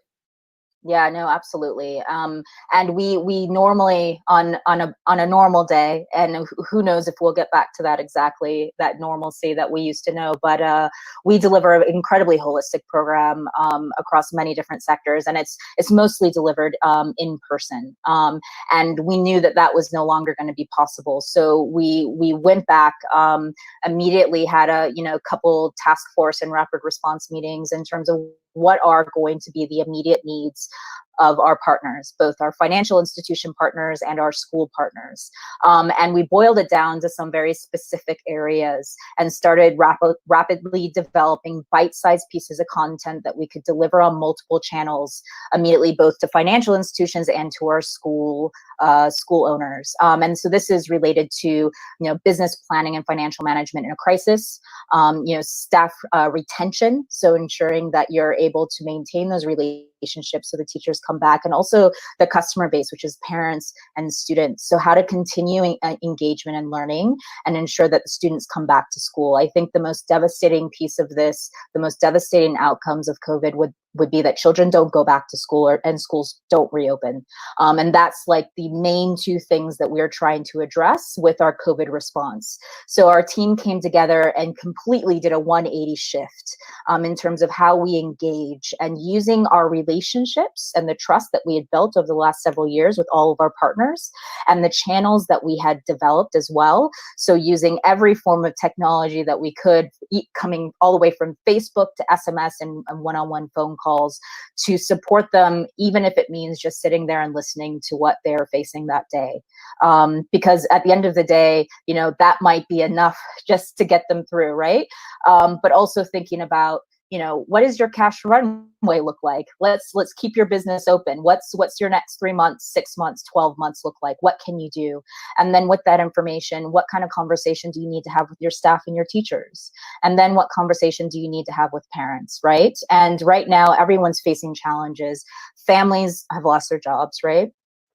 They're not going to be able to pay school fees immediately. And so that needs to be an open, transparent, understanding conversation with the schools and figuring out what the best way forward is, because everyone's going to be struggling. So in the past, when someone doesn't pay, it might be a bit of a different conversation, but right now everybody is facing those same issues. And so it's, let's be open, let's be honest, let's negotiate, let's find a solution together. And so right now, I think the most important thing I think we've built over time are these really strong relationships that, they trusted us to come in, they trusted the content we were providing and the support that we were doing, really leveraging those relationships to come in their hour of need. And so we've kind of taken this as a week by week in terms of really assessing what the situation looks like. And instead of planning out for 12 months, 3 years, we're planning out for maybe a week to 4 weeks at a time, and continuing to be adaptive and shifting. We're beginning to actually see schools actually setting dates for reopening. So we're actually next week about to shift into the second phase of our work and help schools plan for reopening, which is going to be much harder than closing schools. And so that's what we're preparing for next. So where do you go then? As you said, you're preparing for next. What happens? I mean, the post-COVID world, it's not clear at all. Yeah. Where we are, how will it shape? And we are 100% sure, more than 100%, whatever happens in the next 4 weeks, 14 weeks from now, it'll look different. right? So where do we go from here? Yeah. Especially your space and sector, which is so vital. And if we have educated kids, we have safer moms, we have better households, we have more livelihoods, and eventually a better workforce and a local society that thrives. Where at the very, very bottom, the ingredient is these children. So what happens next? Yeah, I mean, there's not a lot we know what the future will look like exactly, but we can plan as much for the unexpected as possible. We know that it's going to be incredibly complex. There's going to be a continuation of restrictions in place for school reopening, and that the new normal, we don't really know what that looks like yet, but we can start planning for it because we do know some things. We do know from previous experiences that there will be continued emphasis on creating safe learning spaces, healthy learning spaces. We know what the protocols are to prevent the spread of COVID-19. We know what kind of support that we can give to the schools to think about that, and we know that there's going to be a lot of psychosocial support that's need to be given. There's going to be stigma in a lot of the countries where we operate in. We know how to address some of these things, so we're starting to provide that support now. The silver lining is that whenever you're in a crisis, you learn. You especially learn about what you didn't do in advance to prepare for something like this, and you start to build back better. So we know that we need to build more flexible and more adaptive programs. We've heard from many school leaders that they didn't think that they felt they were prepared for this. They didn't know how to do financial planning in a crisis. So we're thinking about how we're actually going to reshape our program going forward to actually incorporate more crisis management, incorporate and formalize more elements that are going to support schools to really weather the storm and continue to be able to achieve their objectives. We're also thinking about how we can actually probably take a bit more risk in terms of the use of technology and things that we maybe felt less confident about using before. I think some of the biggest challenges, especially in a lot of the African countries where we work in, is just the limited, connectivity, the lack of will to really use technology as a learning tool. And we're actually hearing some of our, school owners telling us now that they understand the benefit and, wish they had invested more in this before. So I think a lot of the channels and a lot of the ways of communicating that we've had to resort to now, we might be able to use in the future, and a lot of our school owners might be more open to that, investing time and resources. So I think there's a lot of things which we can do from this experience to build back better on the other side and make sure our schools, have set up PTAs, so when they have crisis, they can call on these formalized structures to come in and support, board of governors for schools and all of these other formalized structures that are meant to support and meant to, collaborate and help people weather, crises, and so a lot of these elements we're considering for the long term, but of course there's still a lot of unknowns about what restrictions will be in place when schools reopen.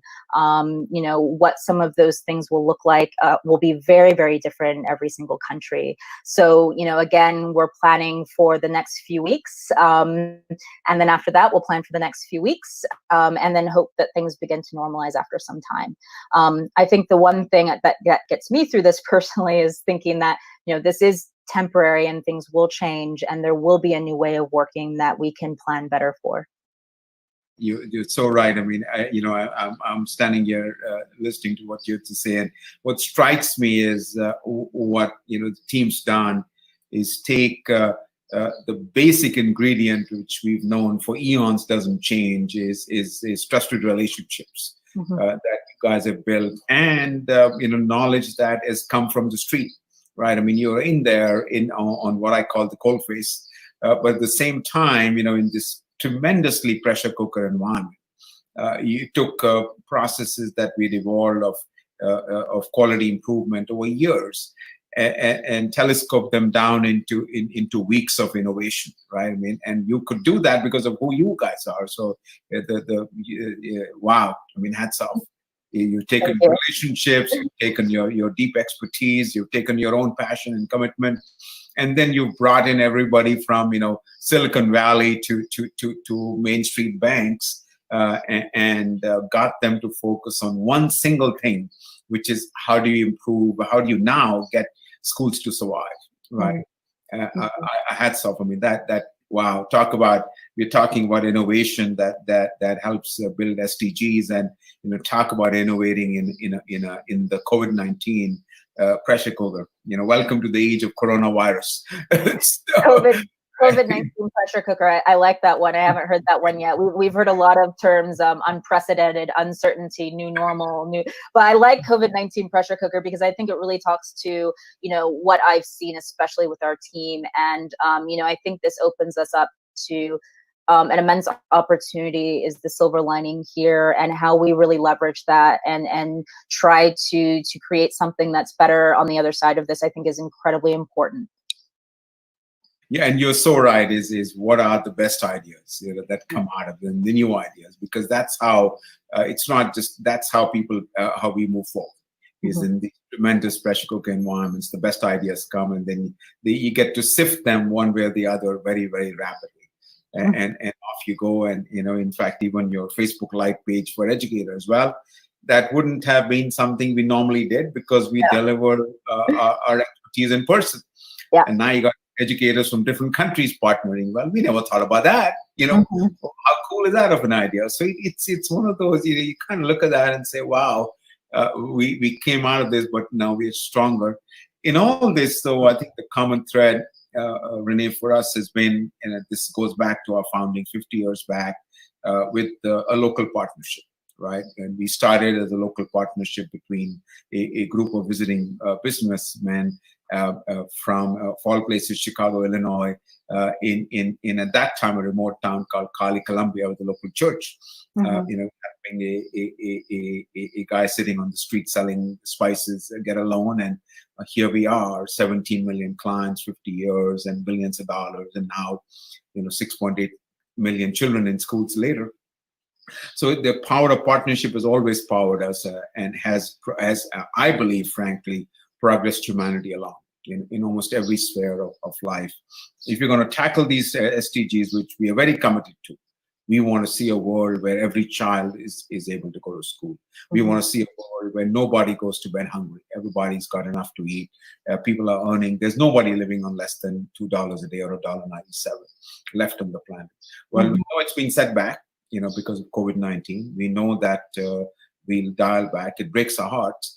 But then we as well believe that it is innovation and the power of partnerships and people who will get us through this and over to the other side. Talk to me about some of those partnerships that you've seen that just come to mind, whether they are with a school proprietor, whether we're with your local team, with a financial partner. Bring to life what that partnership feels like to you. Yeah, I mean, if you think about the 1,700 schools that we're currently working with across the globe, I think that, has been the most interesting and rewarding partnership that I've seen on my day-to-day, and schools stepping up and, engaging in channels and supporting each other across different countries. So as you mentioned, we set up these Facebook Lite groups. So Facebook Lite is a version of Facebook that works on a 2G network, very low bandwidth, low connectivity areas. And when we work with schools in a small group of 12 schools of their peers, now they're working on country level groups where they're actually recording Facebook Live sessions and sharing their experience with other proprietors, engaging in conversations with others that they hadn't actually connected with before. And so we see those connections, those relationships that we've been seeding for so long really come into play and come into action when it was really greatly needed. And then we see a lot of these macro partnerships that connect myself and my colleagues on the senior management team to learn from what others are doing in the sector, to get resources both in knowledge but also finance to help us continue with what we're doing. Many of our donor partners like the Elma Foundation and USAID have been incredibly helpful during this period. We know organizations like UNESCO, the World Bank have set out global guidelines on school reopening, safe school spaces that we've been able to pull on and adapt and contextualize for our local partners, our schools, our financial institutions. We've really been able to pull in a lot of these relationships, and we don't see anyone shying away despite everything that everyone is facing, both on a personal and professional level. People are making time, and that's pretty impressive. I think you meet a lot of people that really care in this sector, so it's great. It truly is. I mean, it's quite a marvel, right? You've got Helena and Jackson, we spoke about earlier, your school proprietors, and over 15,000 of them around the world, and now in turn, and millions of parents. Well, partnering with them, and here we are, right? Almost like I think of ourselves, you and I, as a bridge of that partnership. On the one hand, then our organizations like Cisco that's provide digital technologies, Caterpillar that's provided funding, right? You've got Credit Suisse, I mean, for 10 years partnering with us. Elma, as you mentioned, Gates Foundation. It just is, it's just a tremendous, and then you've got 58 local banks that we're partnering, right? And people who never thought about education finance, till we introduce them in 28 countries, and innumerable local nonprofits. And to me, that is what's going to carry us forward. Yeah. Right. There is a African proverb that I was introduced to many years back that says that, and it's from the Swahili, but the English translation, that if you want to go fast, go alone. If you want to go far, go together. Absolutely. And that's a journey of going far, Renee, and you've come far, and I am convinced that we will go far. COVID-19 or nothing, we will go far, and we will, because that's what the human spirit is. And in that going far and going together, I want to just close with inviting everybody who's listening today or will listen, is write to us, talk to us. We are looking for partners. We are looking for ideas. The only way we have progressed is by listening to others, by building trusted relationships and bringing the power of partnership into that, and then putting into that pressure cooker, if I could use that word, innovation and expertise, very passionate, very committed people, Renee, like yourselves, Andrew. The list is long, and it's a good list and a proud list. But when you put all that together, progress happens, and we tackle complex humanitarian issues like the SDGs aim to tackle. So we live, and I do believe still today, even after COVID-19, we live in an age and a time that like no other. We talk about COVID-19, but frankly, if you take a step back, this is the first time that all of humanity got together to tackle a crisis. It's never happened before, right? You and I are standing on now 30 years of committed progress on humanitarian development goals. The lowest number of people living in extreme poverty, the highest number of students in the world, right? The lowest maternal deaths, the highest number of girls being educated. I mean, the age of marriage declining, the number of economic livelihood improving, all that has happened. And yes, today will pause us a bit, COVID will, but I don't think it'll stop us. So thank you, and write to us. Those of you who are listening, please write to Renee. Her LinkedIn and Twitter is on there. You can write to me at ceo@opportunity.org. You want to talk and learn more about Opportunity, go to our website, opportunity.org. And specifically, if you click on the education finance, sidebar, you will get to know a lot more about our education finance program, as well our work with the farmers, smallholder farmers across Africa and now Latin America, our ag finance program, and of course our many years of work in microbanking. Bringing financial solutions to families to help them build businesses, earn a living, and get out of poverty. So thank you. I want to close by thanking George and the Ideagen team for hosting us and giving us this opportunity, and frankly, holding this innovation summit. So I wish the team and everybody the very best. And for the viewers, I trust and hope this has been an exciting and engaging time, and that we will see you virtually on our screens. And when the planes start to fly again, if you will, and we start to travel in the streets in Kampala and Nairobi and Accra and elsewhere, So till then, bye for now. And Renee, thank you so much. Thank you. I know you're waiting for the restrictions to be lifted to catch the first flight back. Back to Uganda, yeah, very much so. I wish I'll be able to join you, but look forward to that too. Yeah. Bye for now. Thank Thanks, you. everybody. Take care. Thank you.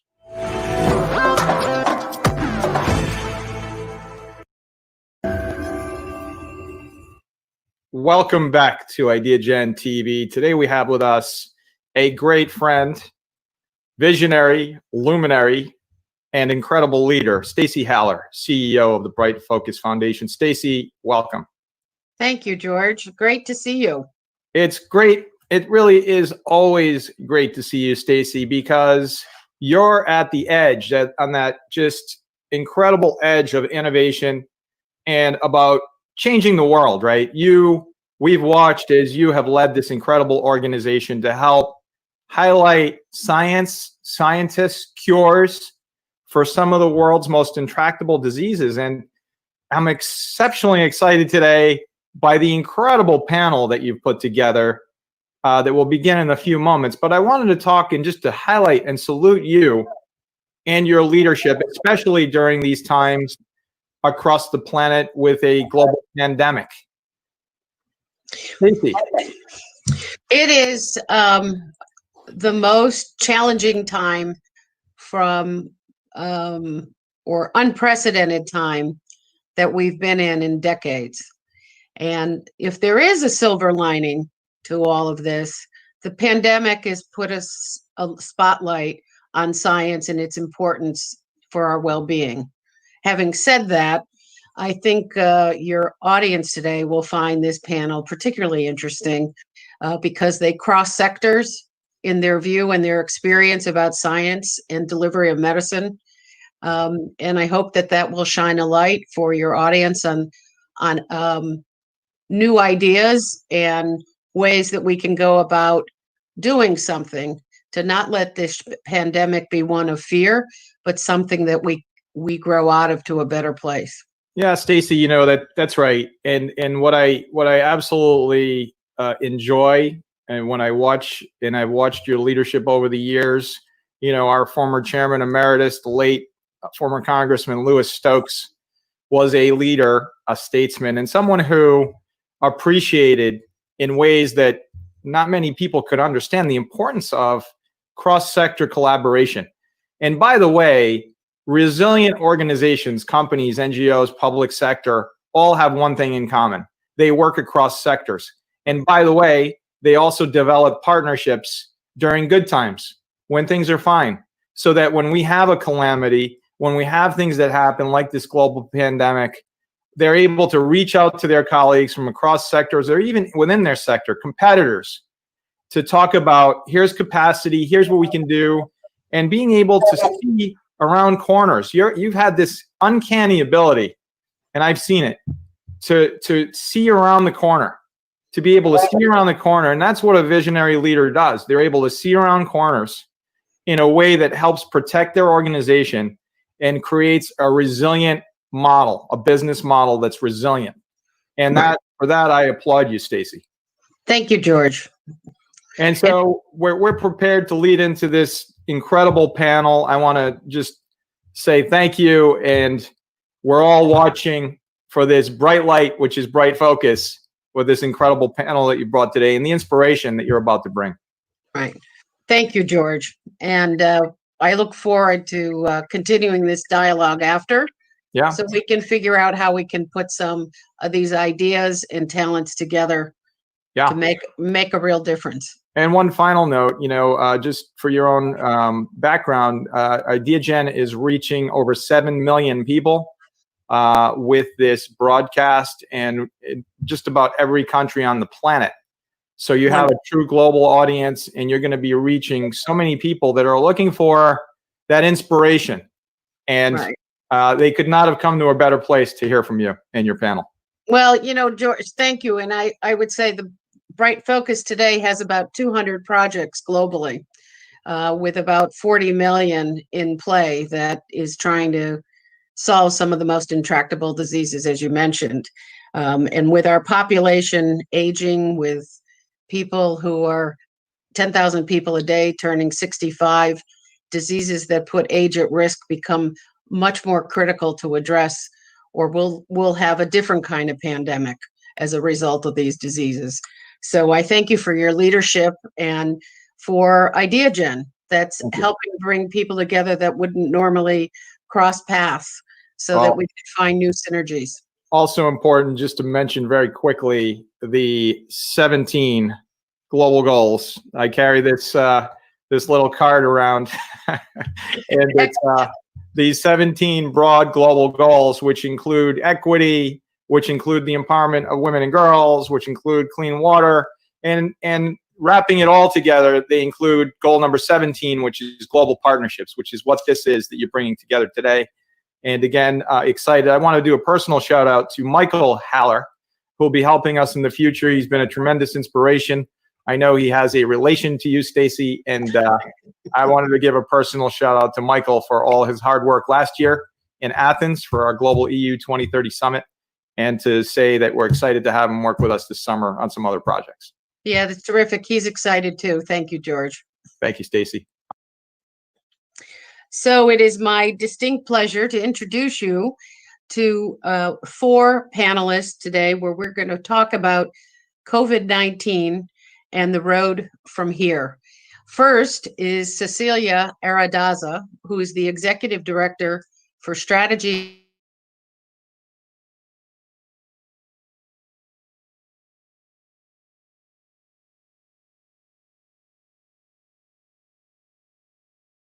Director for Strategy at the communication agency Wandros. She is helping NIH with one of the most important projects called an All of Us initiative, which is an outreach to a huge part of the population and to engage in efforts to improve personalized precision medicine. Prior to this important position, she ran communications and outreach for the Biden Cancer Initiative. Welcome, Cecilia. Next, we have Dr. Scott Kaiser. He is a practicing geriatrician whose work includes being the Chief Innovation Officer of the Motion Picture and Television Fund, which provides over 150,000 people each year with healthcare and aging services. For due diligence, both Cecilia and Scott are members of the Bright Focus Board of Directors. Hi, Scott. Welcome. Phyllis Farrell is the Global Head of External Engagement for Alzheimer's disease and neurodegeneration at Eli Lilly and Company. She is a widely recognized authority on the challenges facing drug development for an aging national and global population. We are thrilled to have Phyllis with us as well. Hello, Phyllis. Rounding out the panel, we have Dr. Clark Ligarius, who is a distinguished professor of biochemistry at the University of California, Davis. He was elected to the National Academy of Sciences in 2001, one of the highest honors accorded to a scientist or engineer in the United States. So Clark, welcome to the panel. Great to see you all. So let's get right to it. And as we go on, please elaborate a little more about the initiatives you're all involved with, because I think they'll be informative to the audiences that hear, and who knows, maybe we'll spark the next innovative idea or collaboration through our discussion today. So let's start with the first question. From your perspective, Cecilia, what has changed because of a pandemic as you think about it in health and science communications and the way the public is relating to the pandemic? Thank you, Stacy, and thank you, Ideagen, for hosting these important conversations. Thrilled to be part of this panel. Fundamentally, I think how we communicate has completely transformed, right? We see it every day. Our lives are literally kind of connected on screen, and our off-screen lives have become kind of our own isolated spaces. how we share information, how we take it in. We went from digital as new media to now having only digital. And why we have, and as we have been physically distant, we're still finding new means to stay connected. And some might be able to say in much more, effective ways. Communications has become very, very personal. For the first time ever, almost everyone we communicate to and with is at home. So as you're talking to them, you're literally in their personal space. And we just talked about this earlier. We're all in unusual spots as we even have this panel. This gets even more amplified when it comes to health communications. With COVID-19 upon us, health became utmost priority, right? Like we talk about public health data at the dinner table. We try to understand comorbidities, how this pandemic relates and correlates with other diseases. We weigh risk and benefit every time we go to the grocery store. These are the behavioral structures that we are now recalibrating. And health has not become just it's become a lens from which we view the world. And the spotlight, as you had mentioned, has really been trained on science as a solution. So the baseline understanding for how vaccines are made, treatments have how treatments are pursued, that has phenomenally increased. So there's great and very tangible support for science, which is an enormous opportunity to really kind of not just accelerate the process, but really kind of double down on research as hope and kind of research as part of the progress we want to see. And I think an important piece to this too is this pandemic continues to challenge us. And I believe we continue kind of to step up and respond to it in an effort to stay connected, to stay informed, and stay vigilant in the face of just so much turmoil and unknown around us. And so fundamentally, like how we're continue to communicate continues to evolve. And I think we are creating kind of not just this new normal, but just a new way of doing things as we move forward. There's no going back. Cecilia, we're going to come back to that a little later about what you think is going to change. But as we continue, let me bring Clark in to talk a little bit about, from his perspective as a scientist and someone part of developing understandings of the world in which we live from a scientific standpoint and how we engage. From your perspective, what do you think has been changed because of the pandemic in your industry and with science? Thank you, Stacy, for the invitation. I really enjoyed being on this panel and I'm honored. As a university professor, the first and foremost is teaching online. That's changed. In March, when the pandemic was rising, I was told that my lab course was going to go completely online. Now, how do you do a lab course online? That's crazy. And so I set up to learn a lot of the online methodologies. So the need for innovation in this area is never greater. Zoom and Slack became new words to me, and I started using these methodologies. I call it Zoom Slack-a-lacka. And then Canvas, Piazza, and many others. So all these things are new. And it's very difficult to do online because every question that you get is reiterated by hundreds of students. And when you have to write an answer online, you make a mistake, then you have to correct that. So the second thing that I see has changed is collaborations have exploded in science. As a researcher, as well as a teacher, groups of scientists I see around the world who have always collaborated and now come together at unprecedented rates.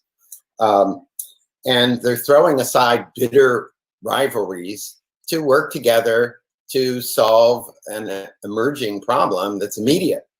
And so solutions to finding vaccines, solutions to finding new drugs, and other types of therapies are, people are trying to rapidly, adjust to this.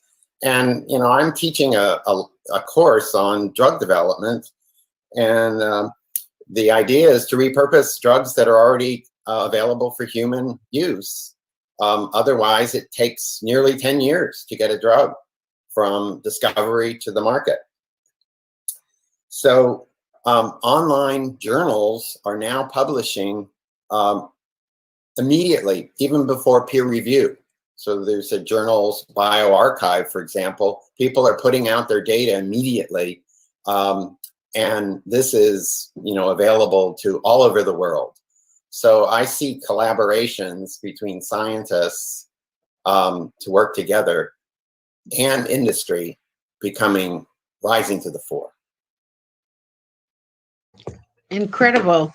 It begs the question, so that we'll get into later, which is, given the fast moving of change, which no one ever really likes to accept, how might these experiences better our delivery and our living post-pandemic? So we'll get to that after. And so I want to bring in Scott Kaiser, who is treating patients, seeing patients, and living through the pandemic in a way very few of us have directly experienced the disease and the caring for patients. So Scott, I would ask you, as you look at the pandemic, what has really changed from your perspective? Look, as a geriatrician, this is a unbelievably intense time when you have a pandemic that's disproportionately impacting older people and people with chronic conditions, right? So that's sort of our bailiwick of what we deal with, older people and people struggling with chronic conditions. And so we've been fighting this battle on multiple fronts. One, on the front line, at Motion Picture Television Fund, we have a retirement community that includes a nursing home. And on our campus, at our nursing home, we've had a COVID outbreak. Unfortunately, 6 of our residents lost their lives, while many others were infected, and along with staff members infected. So saw it right up front, and struggled with the challenges around staffing, personal protective equipment, testing, significant lack of access to testing.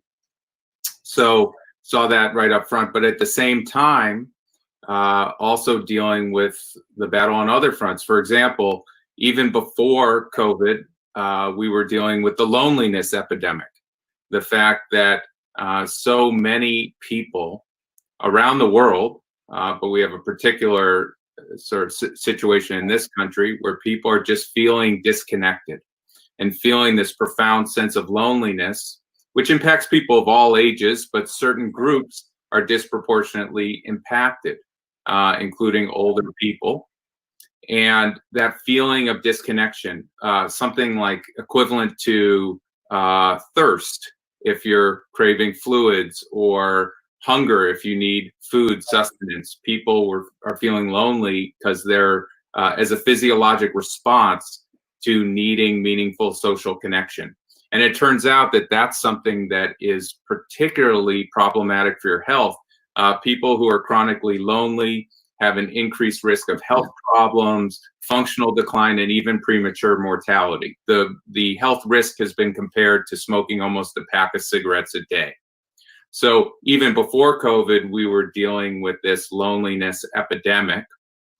Now, all of a sudden, as a geriatrician, I'm telling all of my older patients, stay home, even before stay-at-home orders, avoid other people.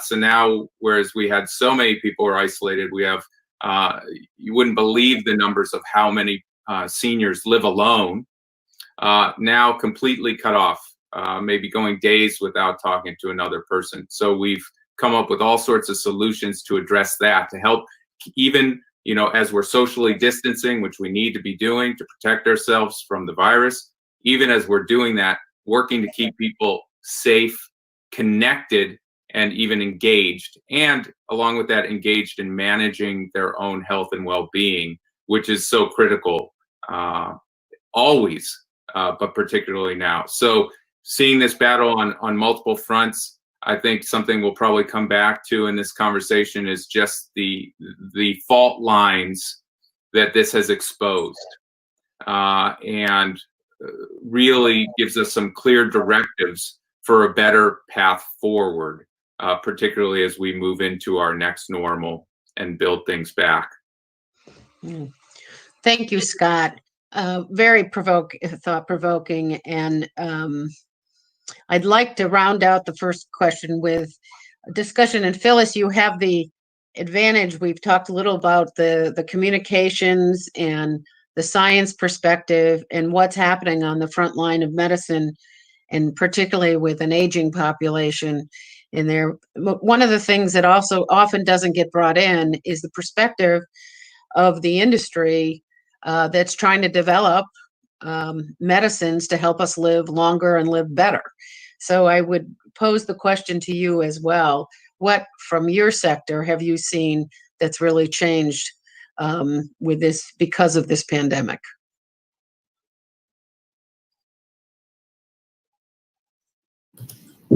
Thanks, Stacy. I'm really honored to be part of this panel. I think I might actually be learning more than I contribute, so I appreciate the invitation.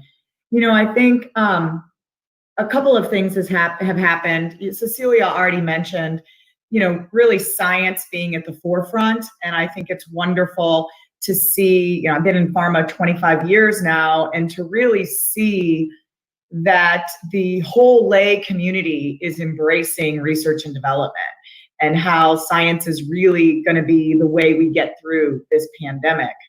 That being said, you know, Clark and Scott have talked a little bit about the frontline medicine.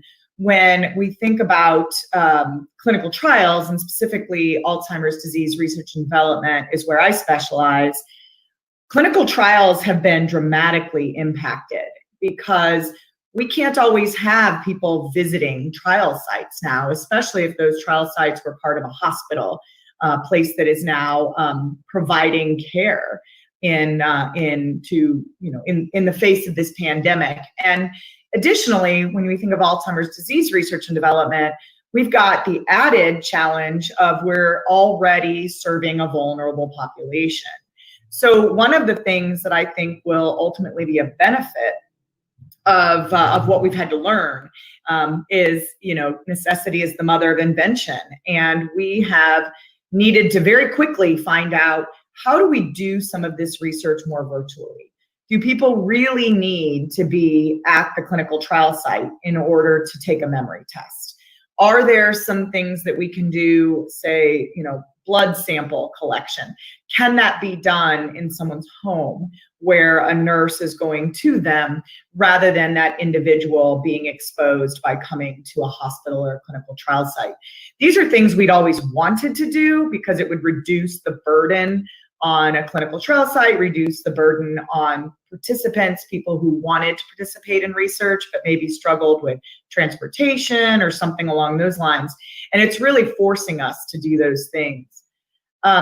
So those are things that I'm really hoping that not only do we innovate around, but we keep the innovation. The point I'd like to really reinforce that Dr. Kaiser made is that we always knew that there were gaps in our healthcare system as people age, but certainly COVID-19 has identified for us the dramatic gaps we have in our healthcare system for caring for people as they age. Stacy, you mentioned the number of baby boomers, 10,000 a day that turn 65. What a tragedy to think about how well we've cared for other organ systems, other diseases, only to find out that as we age, we're not caring for our brains the same way.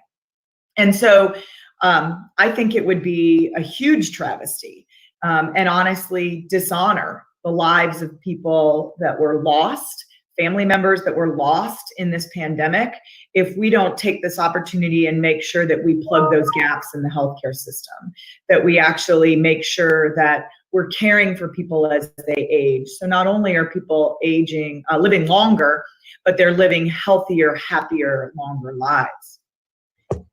One shift I'd make, just which I don't think has necessarily been addressed yet, is to think about what it's like to be a parent, a caregiver at this time, whether that be caring for an elderly parent. Dr. Kaiser mentioned isolation. It's just horrible to think about being in an elder care situation and not being able to hold the hand of your mother or father, but also being a working parent. How do you do Zoom calls when you're trying to juggle e-learning, and the amount of stress that that's putting on our workforce? And so I'm also very hopeful that as we learn some of these new technologies, we learn to give each other some grace as we have children and battles with lessons, or even just fighting with our Wi-Fi bandwidth, that we learn a lot about each other as people, and we move forward those learnings too. Thank you, Phyllis. So as we have heard from 4 different sectors about the pandemic and what's happening, I'd like to have you think about what you've heard from each other and talk about what you would like to see as a new normal, or the takeaway from the industry. You know, Phyllis, you talked a little bit, and all of you really talked about this fragmented system that we have. Although people are pulling together, they're pulling together in crisis. So the question is, in these new learnings and around innovation, what might we take away from this to be something we could build on to do something, so the pandemic ends up opening more doors to a better tomorrow? And I'd love to hear from each of you a little on that. So let's go back to Cecilia, and let's go back and forth and add on to each other in this section. Sure. I think I want to build on something that Scott had mentioned about the pandemic exposing fault lines. And I think it's so important from a learning perspective to make sure that we don't just acknowledge these fault lines and then get back to norm. I think, as I mentioned earlier, there's no going back. What we have to do now is to really define what next looks like. And I wanted to draw attention, for example, to a really stark issue that's in front of us when it comes to health disparities. We're seeing it play out with COVID incidences, but it's important to understand, like, these are not isolated to COVID or pandemics. I mean, these are fault lines that have existed for decades and generations. And so now that it's exposed, it's front and center, as a nation, we need to grapple with these. And what I'm hoping we all can do, and this is the royal we, right? It's everyone from decision makers to influencers to advocates, everyone touched by disease or diagnosed with a disease, to say, one, it's not okay that these disparities exist and persist, and we need to kind of muster up the courage to really solve for this in ways that are resilient and sustainable. And I think that's a piece that I wanted us to think about in terms of learnings and what to do next is really tackle the fault lines that we are seeing and do it with the vigor and the kind of the urgency with which we're all now facing, because time is kind of, our notion of time has completely changed. So, right. And so is our resolve. Absolutely. Yeah, Scott, I can jump in here. Yes, Cecilia, I just couldn't agree with you more. And each of you've made such great points. I mean, even before this, of course, we were dealing with the fact that your zip code has way more to do with your genetic code as to how well you'll live and how long you'll live. I mean, massive disparities in life expectancy from one side of a city to another. And this has just made it worse, right? We have older people, we have minorities dying at greater rates. I mean, this has made just absolutely amplified health disparities. So what do we do going forward? Are we just going to have more of the same? Or are we going to actually build back a better system where we start to address some of these issues? It's an open question. It's to be determined. what are some of the things that we would need to do? Well, one, we have to really invest in prevention and understand this intersection between so many social factors and our health and well-being, and have a system that actually reflects that, right? Because even now, we find, a rush to get testing back in acute care facilities so that they can reopen non-essential surgeries, really for revenue, which I understand hospitals have to survive, but is that really the top priority when we need testing out in an active pandemic? We need to really understand the connection between community and health, and that building health is about building community, but we don't necessarily have a system again that incentivizes that. Even with the explosion of telemedicine, fantastic, unbelievable. I like so many of my colleagues, I don't want to go back. I want to make sure that all of my patients have access to primary care and specialty services through telehealth. Now, let's look at this a little more closely, though. For billing purposes, you have to have the video component to have a higher payment. But is that really necessary? There's a lot of care that the good old-fashioned telephone could make a huge difference. And with a lot of my patients who struggle with the technology component, they really prefer just a simple phone call. So how can we do that where we can manage chronic conditions using the telephone? How can the incentives be aligned to just make sure that we're doing the best possible care that's focused on prevention, that's focused on properly managing chronic conditions? And then finally, something I know we're all passionate about, my hope that science can lead the way, and science for finding new cures and better paths forward. But even science, when we look at these disparities directly within health or within our broader social fabric, when it's police brutality and just terrible racism, what's the way forward? Well, there are people who actually study this, who can show us the way forward, that there are better educational opportunities, there are better training, there are changes we can make, but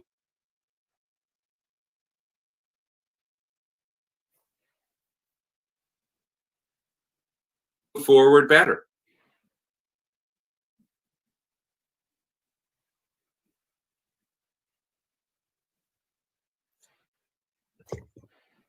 Rose, could you go back and replay what you said there at the very end? Sure.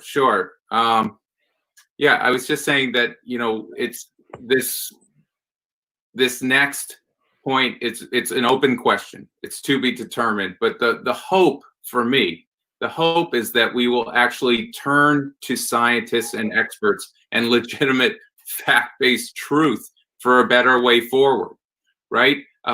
When it comes to health disparities or broader disparities out in our community, or any one of these particular problems that we're all so passionate about, from climate change all the way down through maternal child birth issues, the whole, from the most micro to the most macro, that there are people who've dedicated their lives and continue to dedicate their lives to understanding these problems and being able to show us a better, more rational way forward so that we can actually begin to address them and make a difference, and not just have more rhetoric around them that's not going to get us anywhere.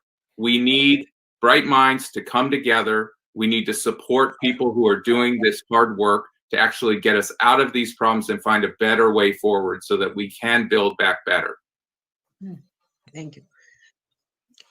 Clark, would you like to add to that from the perspective of when I hear what Scott's saying, I think about change is most easily achieved with early stage careers and people just starting out in they're more open. Something happens to us, right, as we seem to age, that our risk taking and our ability to be open changes. So I'd be interesting to understand from your perspective as well about all of us talking about, we're here today because we want to build back better.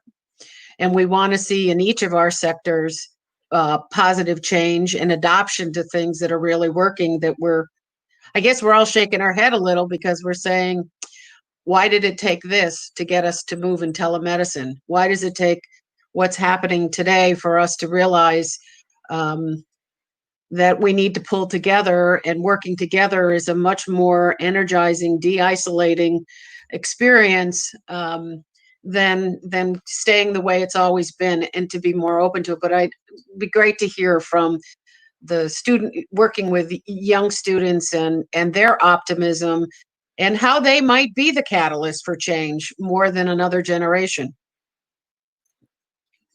Yeah, thanks for bringing that up. I mean, I see that the students are the future, but they're watching this dismal news and that sort of thing, and they're getting rather disillusioned when they graduate.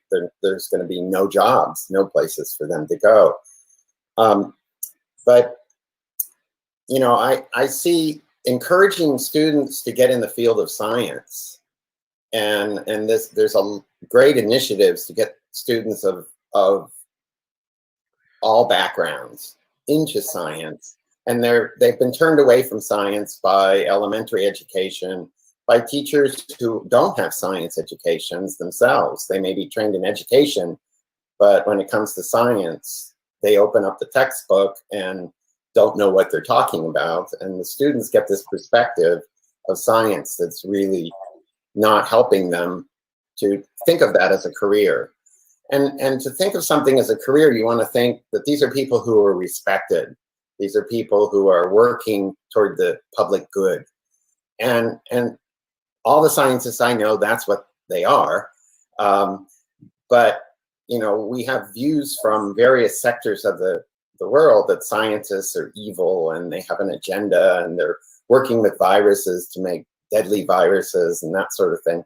And all this misinformation in science. And so I'm hoping in the perfect world that, the people come together and look at scientists as heroes, just like the frontline workers and the military service and that sort of thing. This is a respected career, and many of us work behind the scenes, and we're not out there proselytizing the public, most of all, and not good at speaking in public. And we tend to come off as, like erudite, and I don't want to listen to that person. He's brandishing his credentials in front of us. So I see the need for science funding to go to basic research. We've seen with this pandemic that funding can be, scientists can be rapidly deployed to work with a pandemic, and it brings out the best of people to work together. But the long-term solutions, for example, infectious diseases that are developing, we know about a lot of these in the bats, and people could be working on these and anticipate a pandemic that jumps to humans, and develop the tools to understand the viruses and even develop vaccines. So I see that I want to urge participants to put more thought into supporting basic research and supporting your children to go into science. Thank you.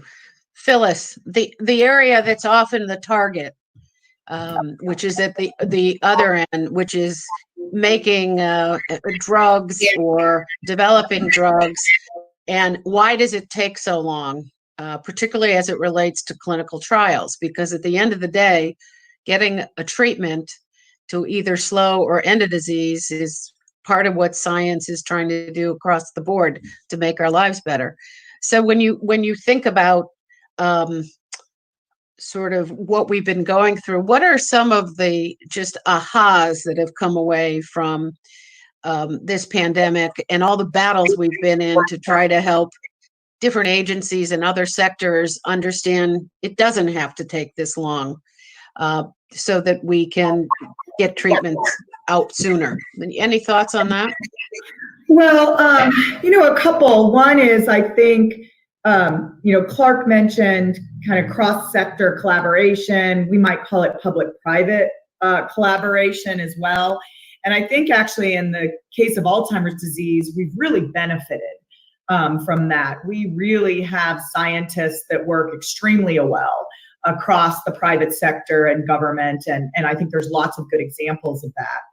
I think one of the things that's been extremely challenging in Alzheimer's disease research, and this is for all types of studies, whether they were government funded or industry funded, is that patients are not flowing through our healthcare system in an efficient way. And what do I mean by that? I mean that people are not getting diagnosed very early in the disease. And we know now that symptoms actually happen 10 to 20 years after the pathology begins. So in the academic and the basic research and the early phase research, even in industry, what we've learned is that we need to study this disease. We need to treat Alzheimer's disease very, very early in its progression. And yet our healthcare system has been designed for diagnosis very late in the progression. And so I don't think we can think of a single disease that is better off when we treat it late. Dr. Kaiser mentioned we need to think about prevention. Imagine we wouldn't be successful in cancer if we didn't start treating any cancers until stage 4. And yet that's what we're doing in Alzheimer's disease.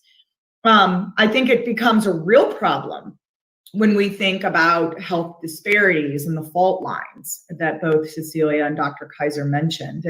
And what do I mean by that? And why is it such a problem? Well, the lack of an early diagnosis leaves the family without support resources, and it makes the burden much, much higher. Well, guess which families are least able to handle that burden of that diagnosis? It's the ones where you've got two working individuals, or maybe a single parent, maybe someone taking care of elder care and children. They don't have a lot of savings to deal with crisis or at-home health. And so we've really exacerbated the health disparities by waiting for this diagnosis to happen so late.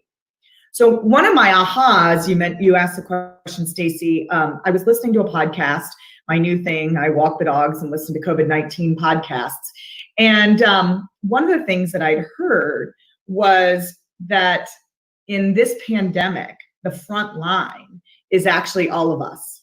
And it's our willingness, whether that be to wear masks, socially distance, go along with regulations. We're the frontline healthcare workers. But in Alzheimer's disease, we've been the frontline healthcare workers for a very long time. And the last numbers I saw in the US is that we have over $200 billion in unpaid caregiving that's happening associated with Alzheimer's and dementia.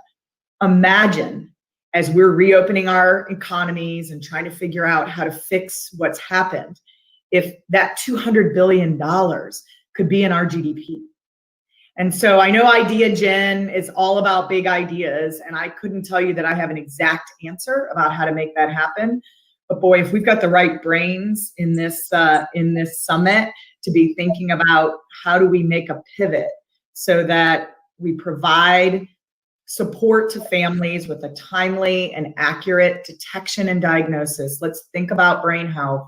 Let's provide that support to families, and let's find a way for that unpaid caregiving to actually be caregiving that supports our economy.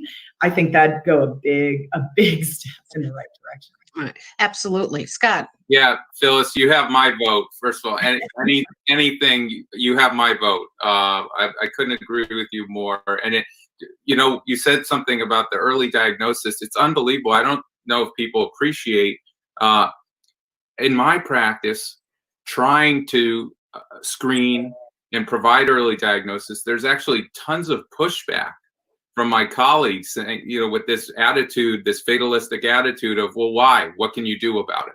There's nothing you can do about it, which is really counterproductive. And we do need to focus on earlier diagnosis. It's so essential of neurodegenerative illness. Alzheimer's and related dementias. It's a must. But there was also something else that you mentioned that stuck out to me there, about your aha moment of all of us being the front line. What's so amazing to me about this time is how it's crystal clear that it has to be both. We need grassroots collective action, right? I run programs where we have volunteers who are making phone calls to isolated, lonely older people, and those phone calls make all the difference in the world. And you see this over and over again all across the world, with people stepping up to help get groceries, and people wearing masks, and people playing their part, and people helping each other, and you need that. And at the same time, we have these massive problems that don't acknowledge borders, these arbitrary borders between countries that, you know, don't silo themselves, that we need huge coordinated efforts across institutions to even begin to penetrate.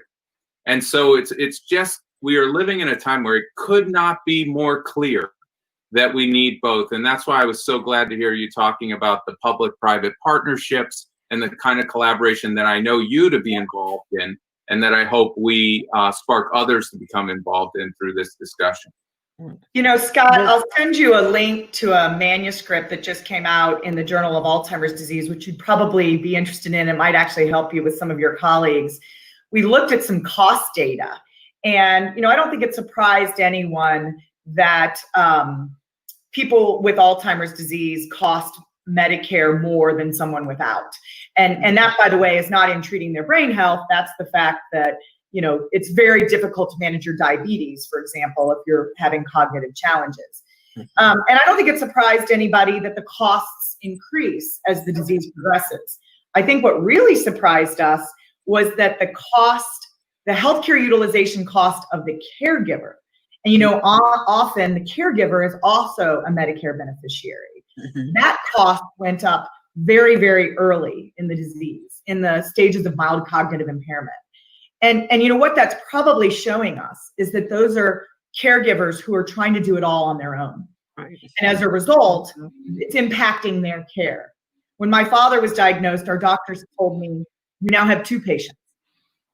Because, and it impacted my mother's health negatively. And that was me knowing what I should be doing, and I still wasn't doing it fast enough. So I think we really can wrap our arms around families earlier in this. And, you know, I know a lot of people are a little fatalistic or nihilistic. We actually hear about doctors talking their patients out of participating in clinical trials because, you know, nothing's ever going to work. But that's not true. We've made so much progress. And most of the time I have people tell me, I wish I'd enrolled in a clinical trial sooner, because I felt like I took power. I felt like I took control back from a disease that, you know, had taken away some of my integrity and my own brain health. And so we can do this now, and we can do a better job of it now. And I'd be more than happy to share that link with you. But thank you for fighting the good fight, because you're the one on the front line. I'm not. Well, you are too. As that doctor said, you had 2 patients. He should have said 3, because You are right. Help, right? I mean, caregivers are really fighting this fight, and now to bring it back to COVID-19, everything's just 10 times harder, 10 times more real, 10 times more fear, anxiety. And so being able to offer people access to meaningful self-care so that they can better care for themselves and for their loved ones, I mean, we really, we have a long way to go. Stacey, I also wanted to build on a point Phyllis just made about participation and the value of that. And I know this is something that Bright Focus especially is really keen on, participation in clinical trials. And that idea of really empowering everyone to take a role, right? Participation is power. It's not in the same way, you know, collaboration is no longer a goal or something that we can aspire for. It's collaboration, these partnerships, it's not optional anymore. We're seeing these kind of happen in micro doses where we live, work, play, pray, learn. They're all converging, and we are teachers and running, to our kids and caregivers to our parents. And, I'll often say I'm the lunch lady all at once, depending on what's the time of day.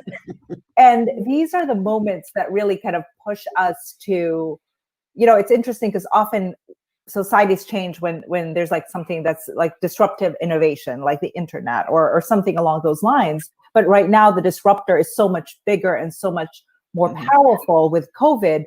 But it also means that the innovation that happens alongside it could kind of step up to that vast kind of opportunity that's upon us.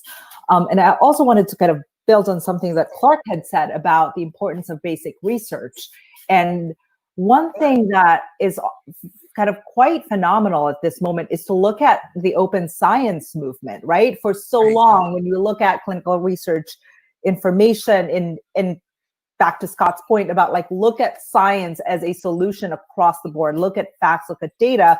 Well, journals have made data available to all things that are COVID-related research. This is unheard of in years past. This movement has been decades in the making. Now we have to make sure that when the time comes, when we move past COVID, that we don't go back to kind of putting up paywalls all over again.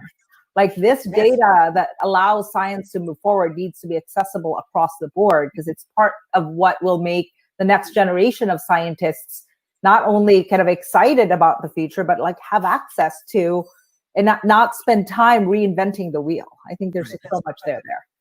Right. Yeah, and if I can butt in as well, I mean, the shared resource developments between academic and industry and government is really essential. I mean, a lot of stuff is siloed away in university servers and in corporate things, because the corporate vaults because of IP protections and that sort of thing. And there needs to be more sharing of resources because we're redoing things over and over again that have already been done. Experiments have been done that aren't available to other people that would speed the process. Thank you. Thank you all for the Ideagen audience. I think we've covered so many different areas of opportunity, and we hope that we've provided you with some new ways of thinking about what you do and how we might reach out and make a difference together in any one of the areas that we described would be huge, so that we don't return after the pandemic, but we're better, stronger for it. In closing, I'd like to, of the panel, I'd like to ask each of you if you would talk about how the pandemic has changed you and what one thing are you likely to do differently yourself? So let's start with Clark. What am I likely? Well, I'm going to retire.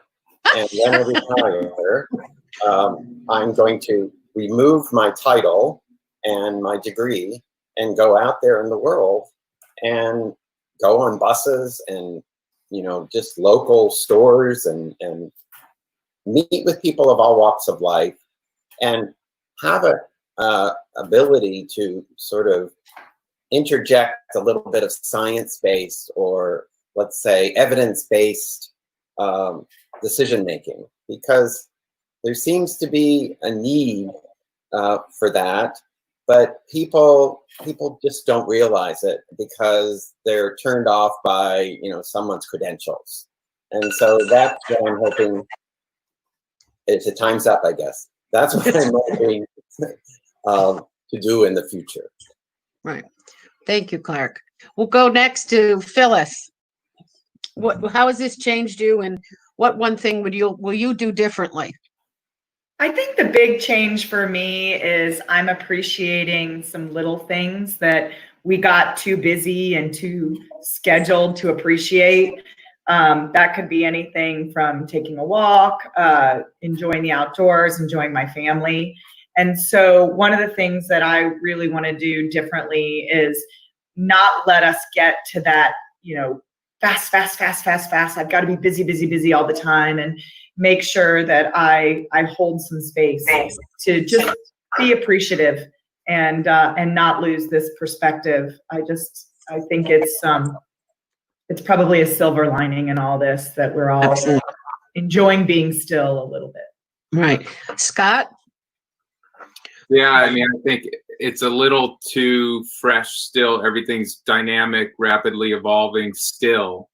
So I haven't really had that sort of space to reflect. I'm not sure. I feel completely changed and don't really know how to interpret it all yet. There's just so much going on to this day.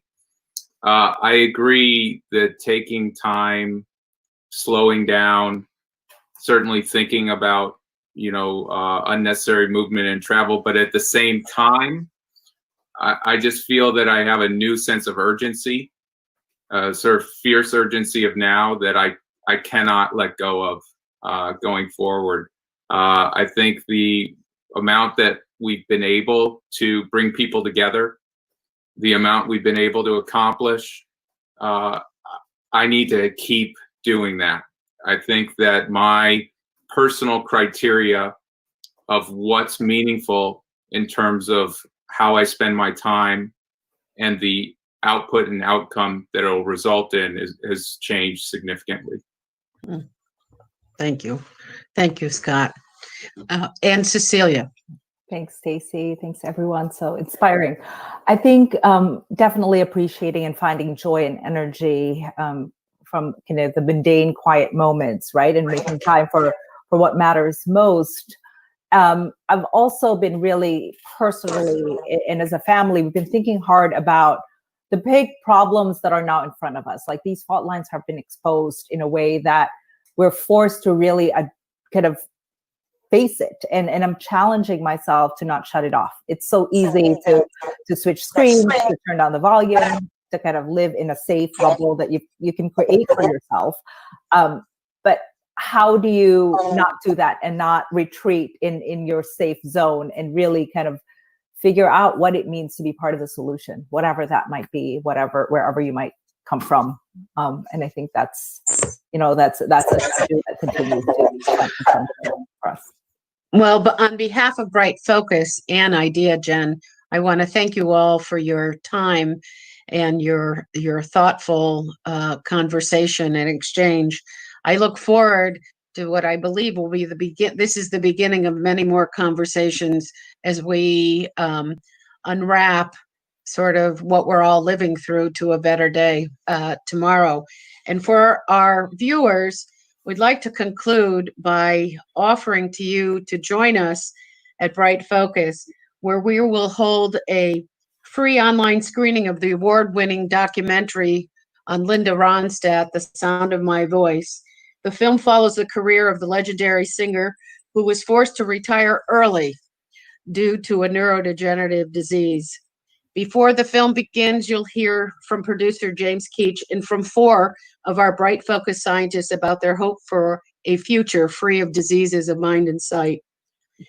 I'd like to invite you to take a break from all that we're experiencing these days and enjoy the great music and the wonderful performers that share their stories and experiences with Linda. It's a wonderful movie.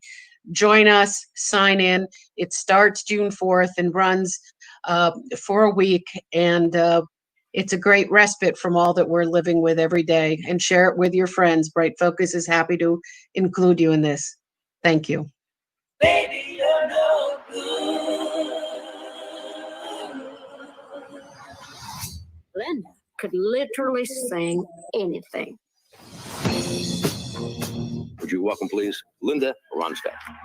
Linda was the queen. She was like what Beyonce is now. Feeling better now that we're through. She came to LA when the rock and roll scene was in gear and was going. It was the place to play.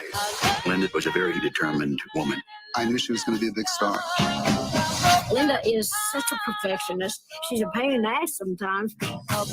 She was the only female artist to have 5 platinum albums in a row. Winner is Linda Ronstadt. It was like fame. Yeah, baby. She was the first female rock and roll star. Try following Linda Ronstadt every night. but people didn't notice the difficulty of being a woman, trailblazing, and having the success of a Mick Jagger. The rock and roll culture seems to be dominated by hostility against women. What happens is that they lose the ability to focus on themselves as a person rather than as an image, you know? I've been cheated. There was a certain amount of banding together with women. Linda had a lot to do with lifting me up. We were throwing away all those conventions. When we heard our voices, it was like a high like you've never felt. She wanted to sing everything. Opera, mariachi. My family are Mexican, and that is my roots. They always told her, you'll ruin your career. I'm going to do this just for me. She did it anyway. As time went on, there was something really wrong with my voice. Nobody could handle change or adjustment in a more thoughtful way than Linda.